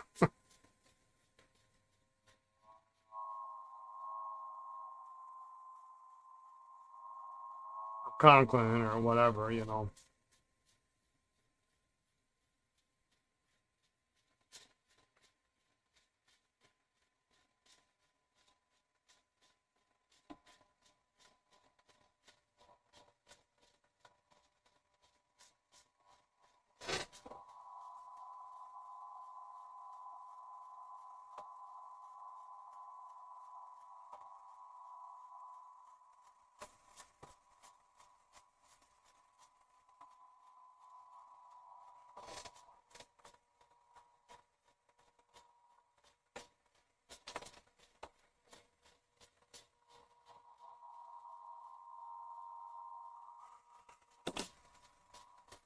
You say, well, I guess you just had to empty the building. Yeah.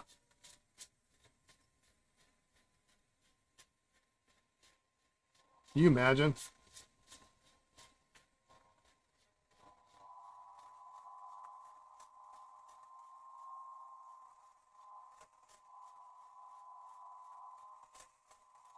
There's stories like that about the John Holland sale in the 80s.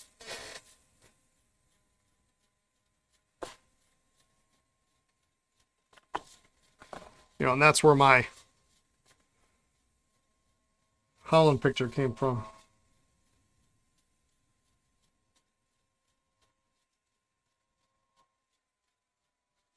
But I guess there were boxes and boxes and boxes of new old stock Holland parts and barrels and caps and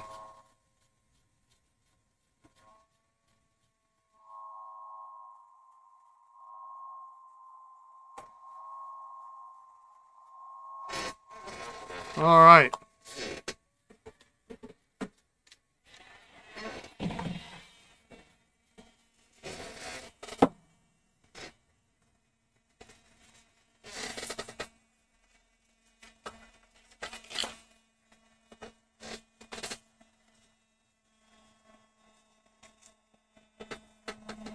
Ooh, nice. One piece.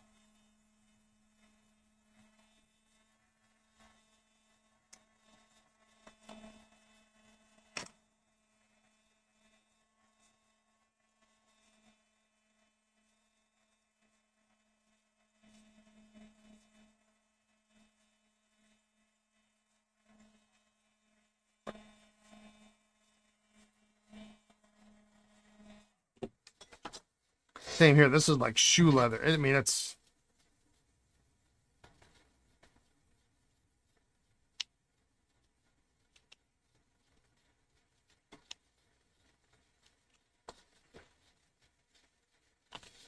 That would be a dream of mine to have somebody call you up and go, hey, listen, can you just get over here and just empty out this building for me? Sure would appreciate it. Thanks.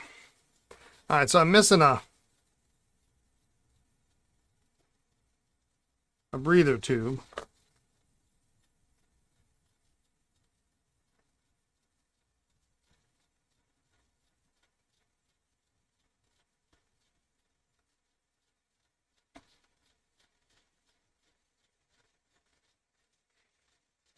I often wonder what happened. Like, was this a replacement sack?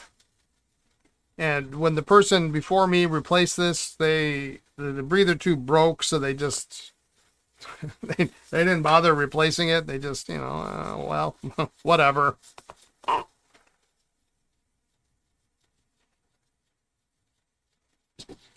Too bad.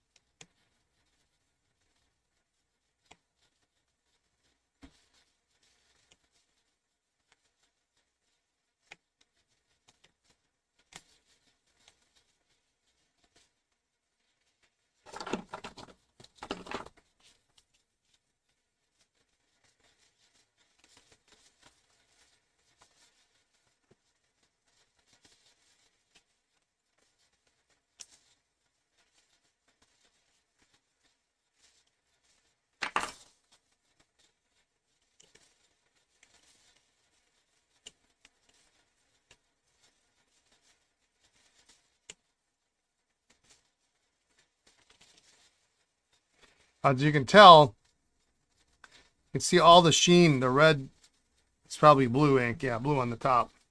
What a mess this is going to make in the ultrasonic. So, and this one is pushed in way too far.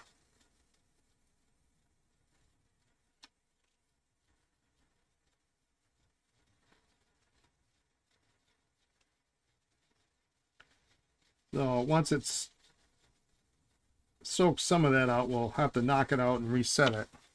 We got to get it out anyway because of the lack of a breather tube.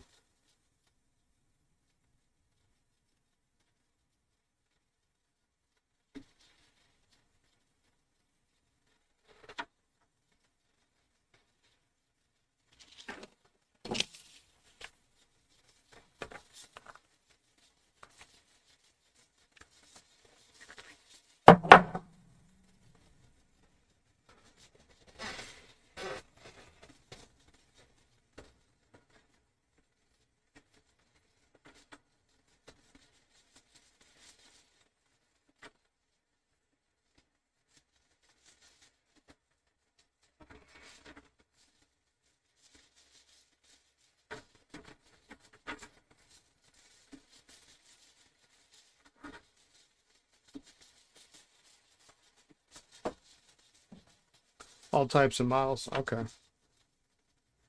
Yeah, maybe I'll get it.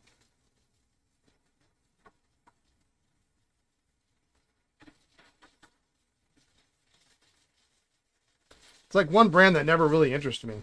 I don't know why.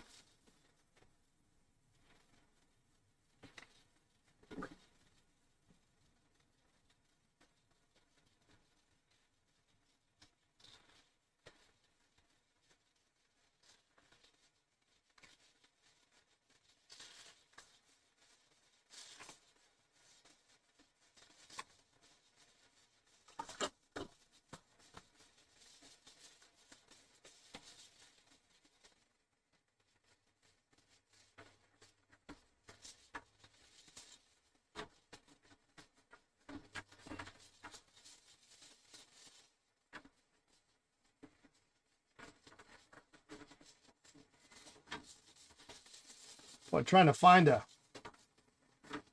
needle in a haystack here in here.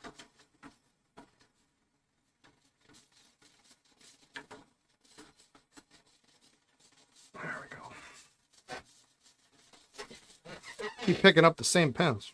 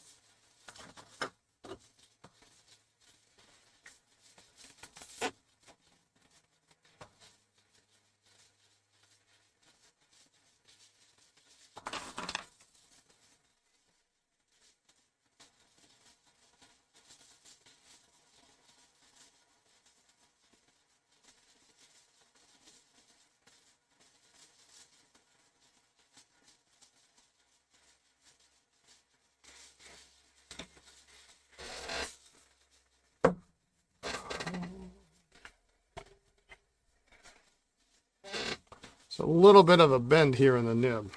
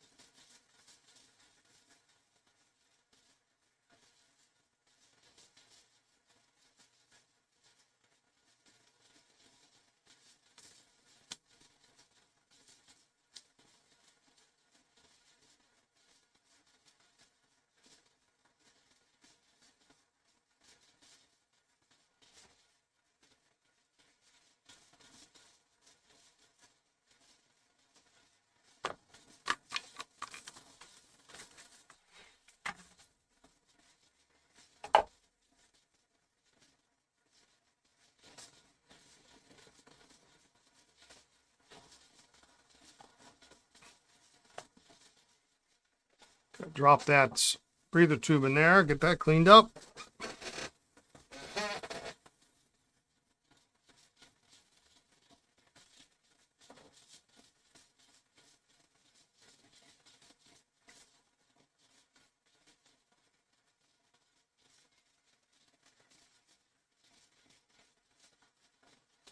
Wall and Eversharp 13 to 68. Some of the Parker error in that. Oh, interesting. Okay, well, all right. Now you did it.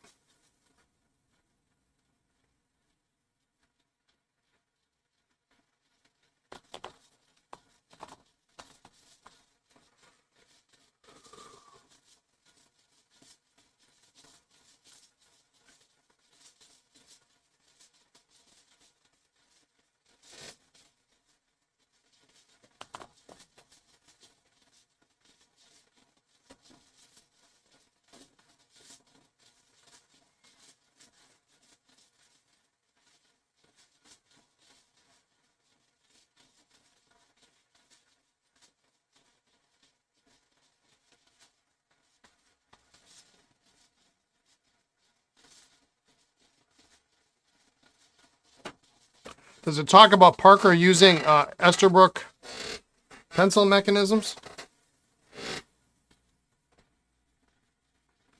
The cap actuated mechanism?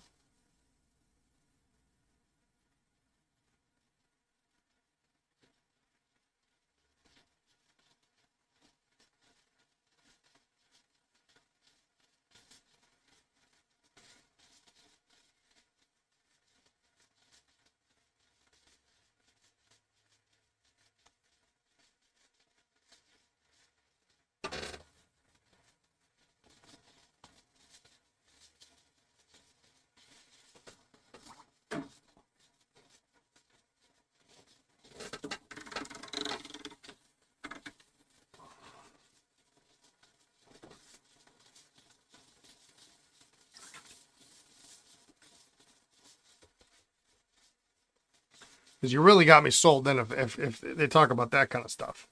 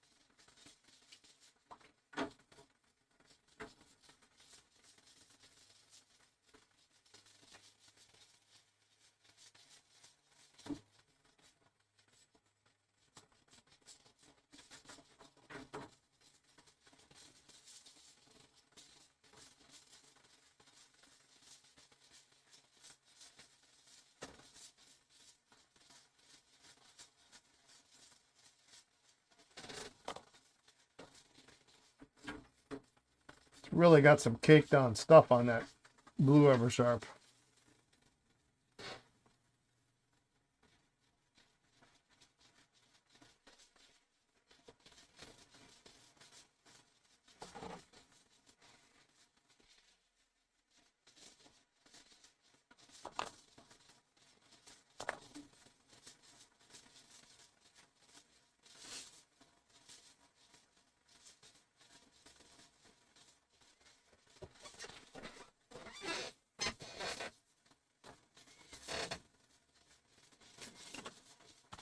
A little worried about this one because it really,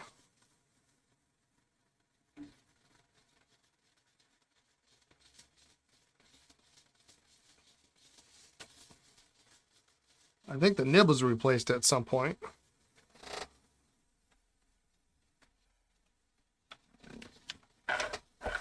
Which is the reason it's shoved down so far. Because I can see through the back end of the barrel. I can see daylight. So that's not good. And I bet you this taps out easy. Yeah.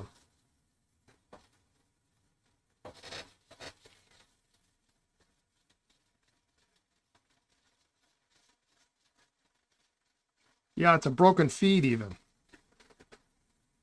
I mean, that's probably, I mean, you can see it's not even straight. So there's no hole to put a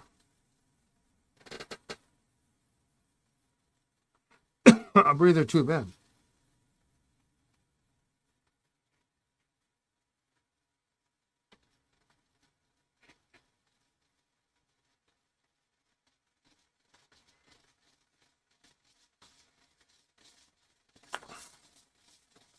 So this could be the right nib.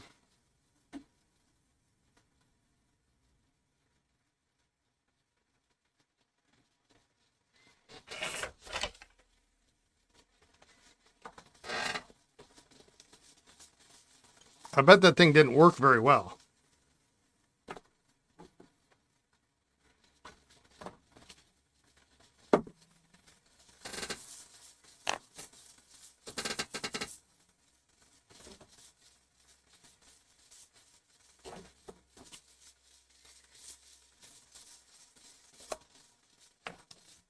There was serious daylight.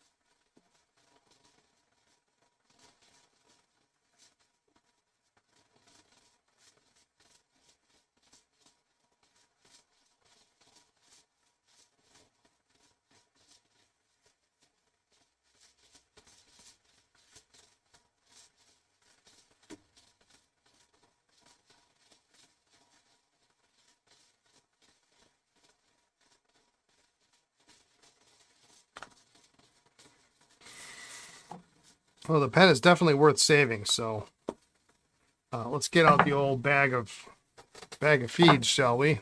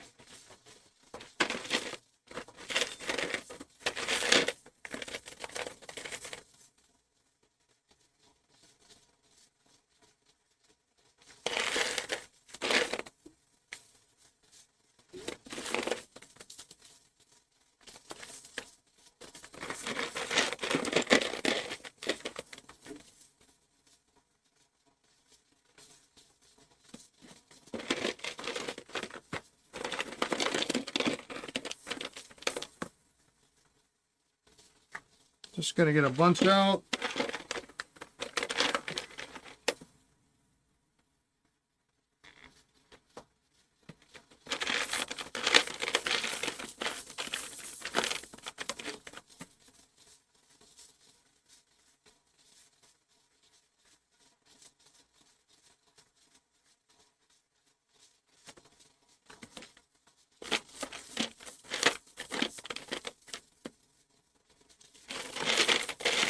And we'll see what fits.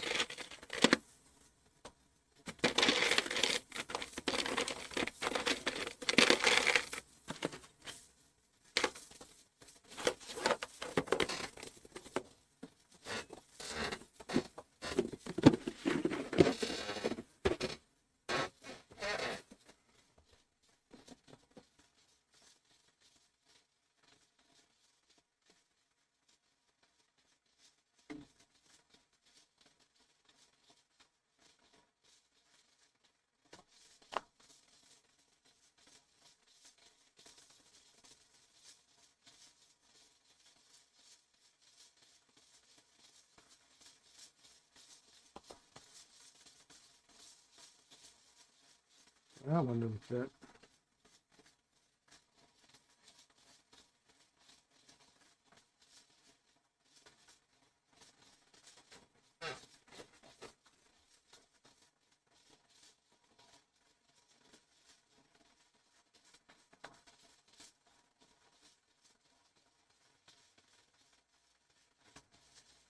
This will work.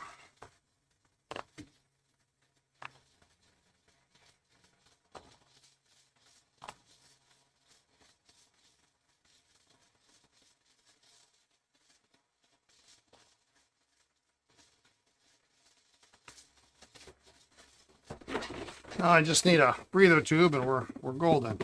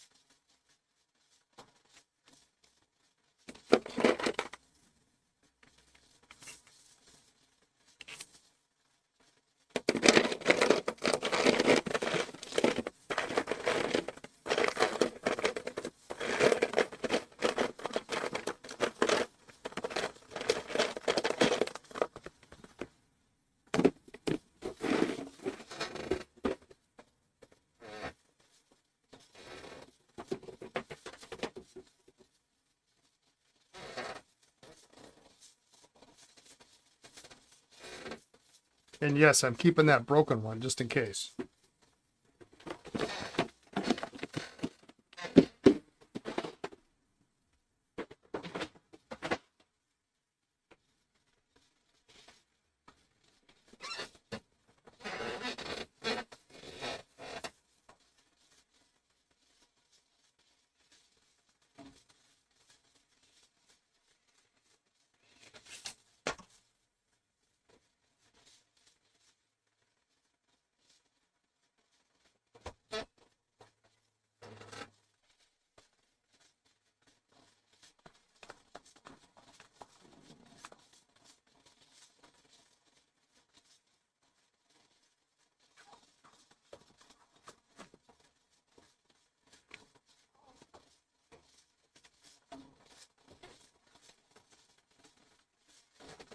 Okay, that's pretty clogged up. We're gonna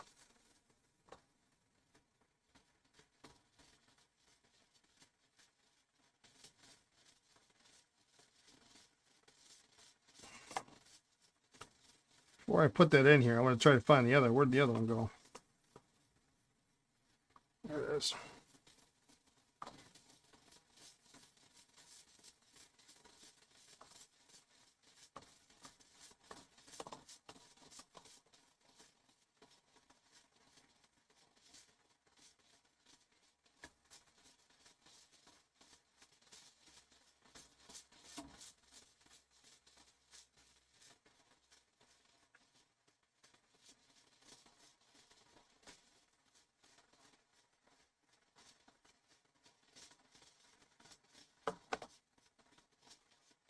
I'll probably just put a different breather tube in there, but I'm out right now, so.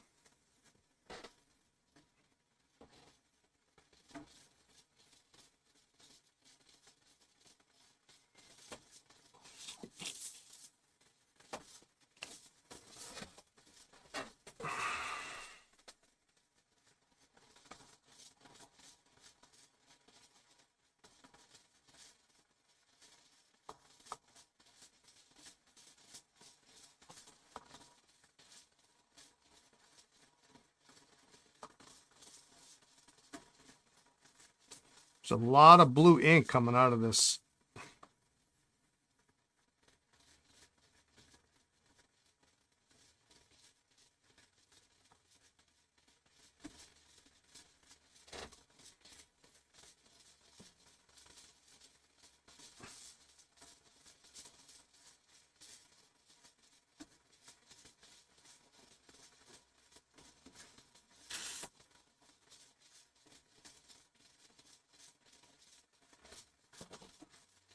We're going to knock this one out too. It looks gross.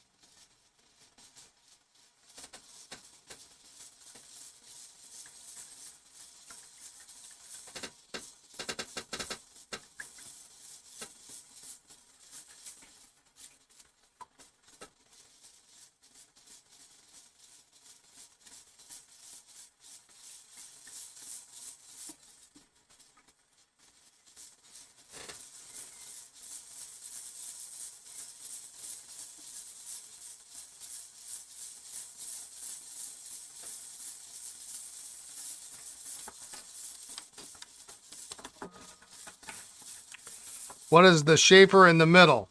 This one here is a Schaefer Stylist. It's one of those two-way nibs. And it has a matching pencil.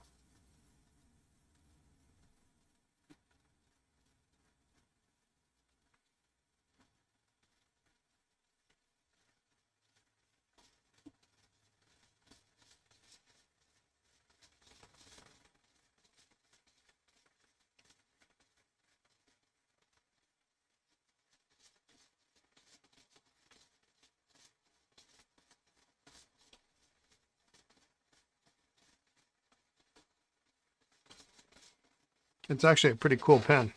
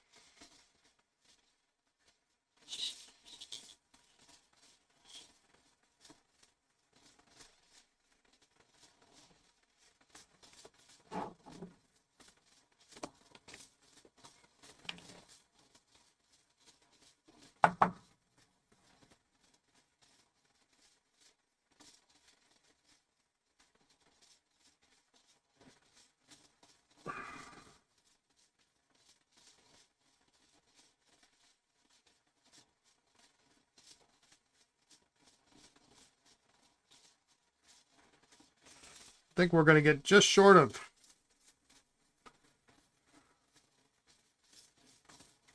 getting sacks on these today, because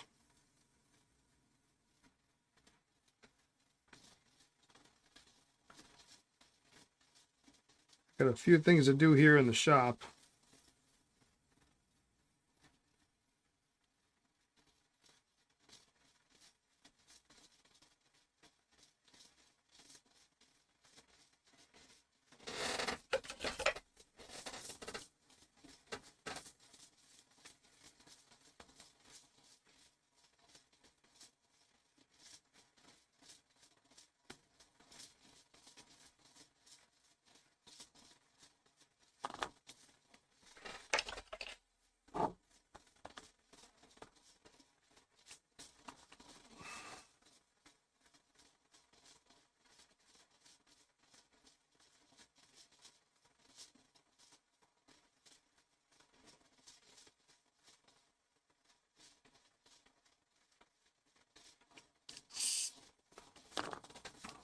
There's that.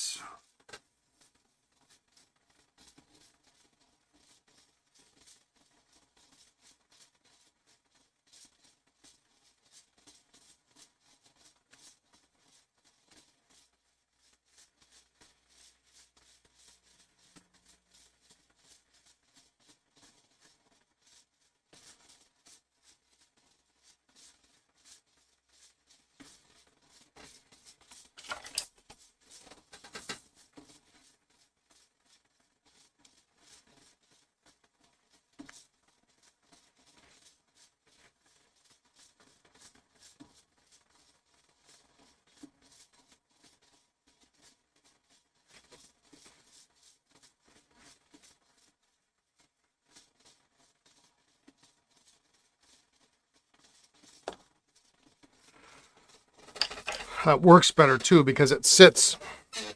There's a stop point in here where the feed stops up against, and so it actually, you don't have to, you can't, you know, the other one had to shove it back further because it was short.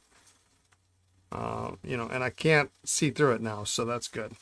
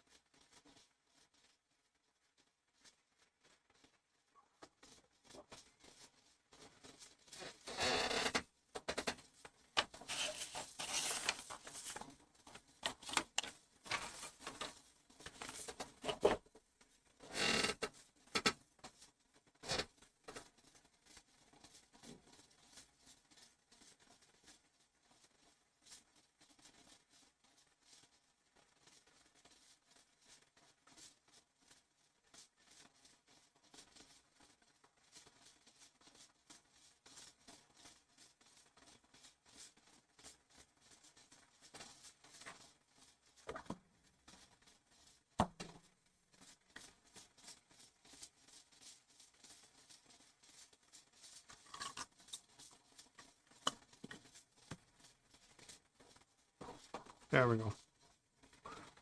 So it's a little short, but it might work. At least until I can get a replacement. All right, what's left in here?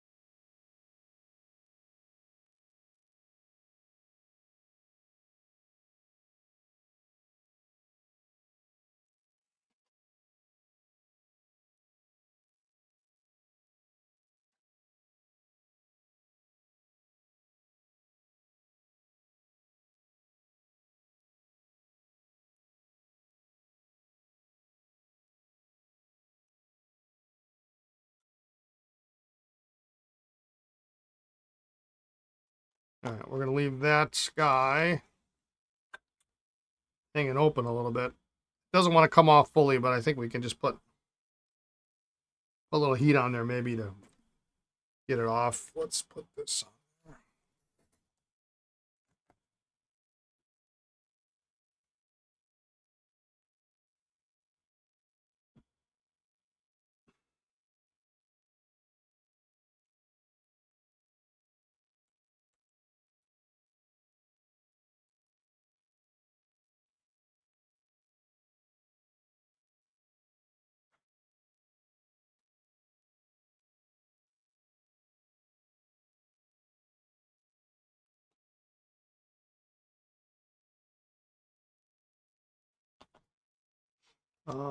You know, when I had some water in there, I'm going to spin it out first. And I think we're done for the day.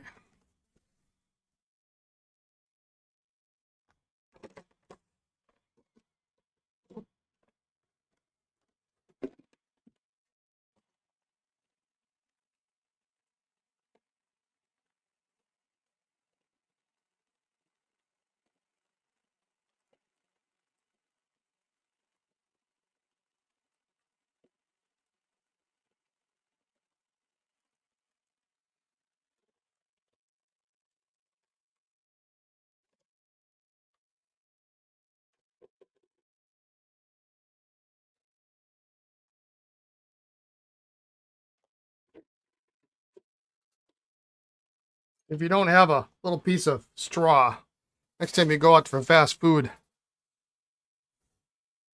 save one so you can cut off little pieces for things like this. Your 51s, your, anything with the metal cap that you're going to risk screwing up.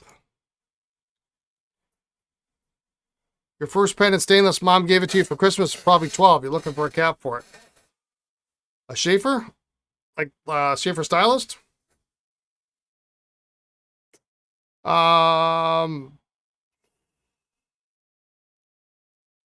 Pretty I bet you find one on eBay pretty cheap. I would not be surprised.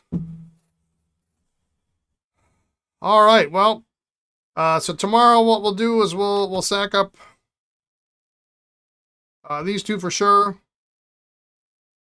I'm actually getting some breather tube relatively quickly, so probably it might be by the end of the week, probably next week for sure. We can actually test these four. I'm curious to test this Aurora. Will be fun. And the Stylus looks great, and 75 looks good. VP, what does the VP got here? Broad nib, yeah. 2005.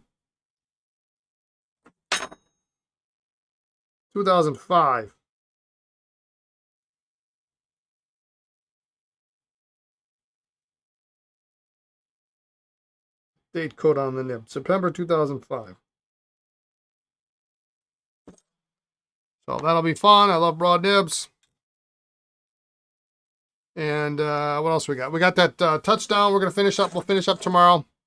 Put it back together, seal it up, and test it. And then that can get ready to go home. And if we finish that, then I'll pull some more stuff up. I got some, what do I got? I got some backs or something. So anyway, that's it for me. I hope you all have a good rest of your afternoon, evening, morning, wherever you are in the world. Be kind, please. Be well, and we'll catch you tomorrow, all right? Take care, everyone. Bye now.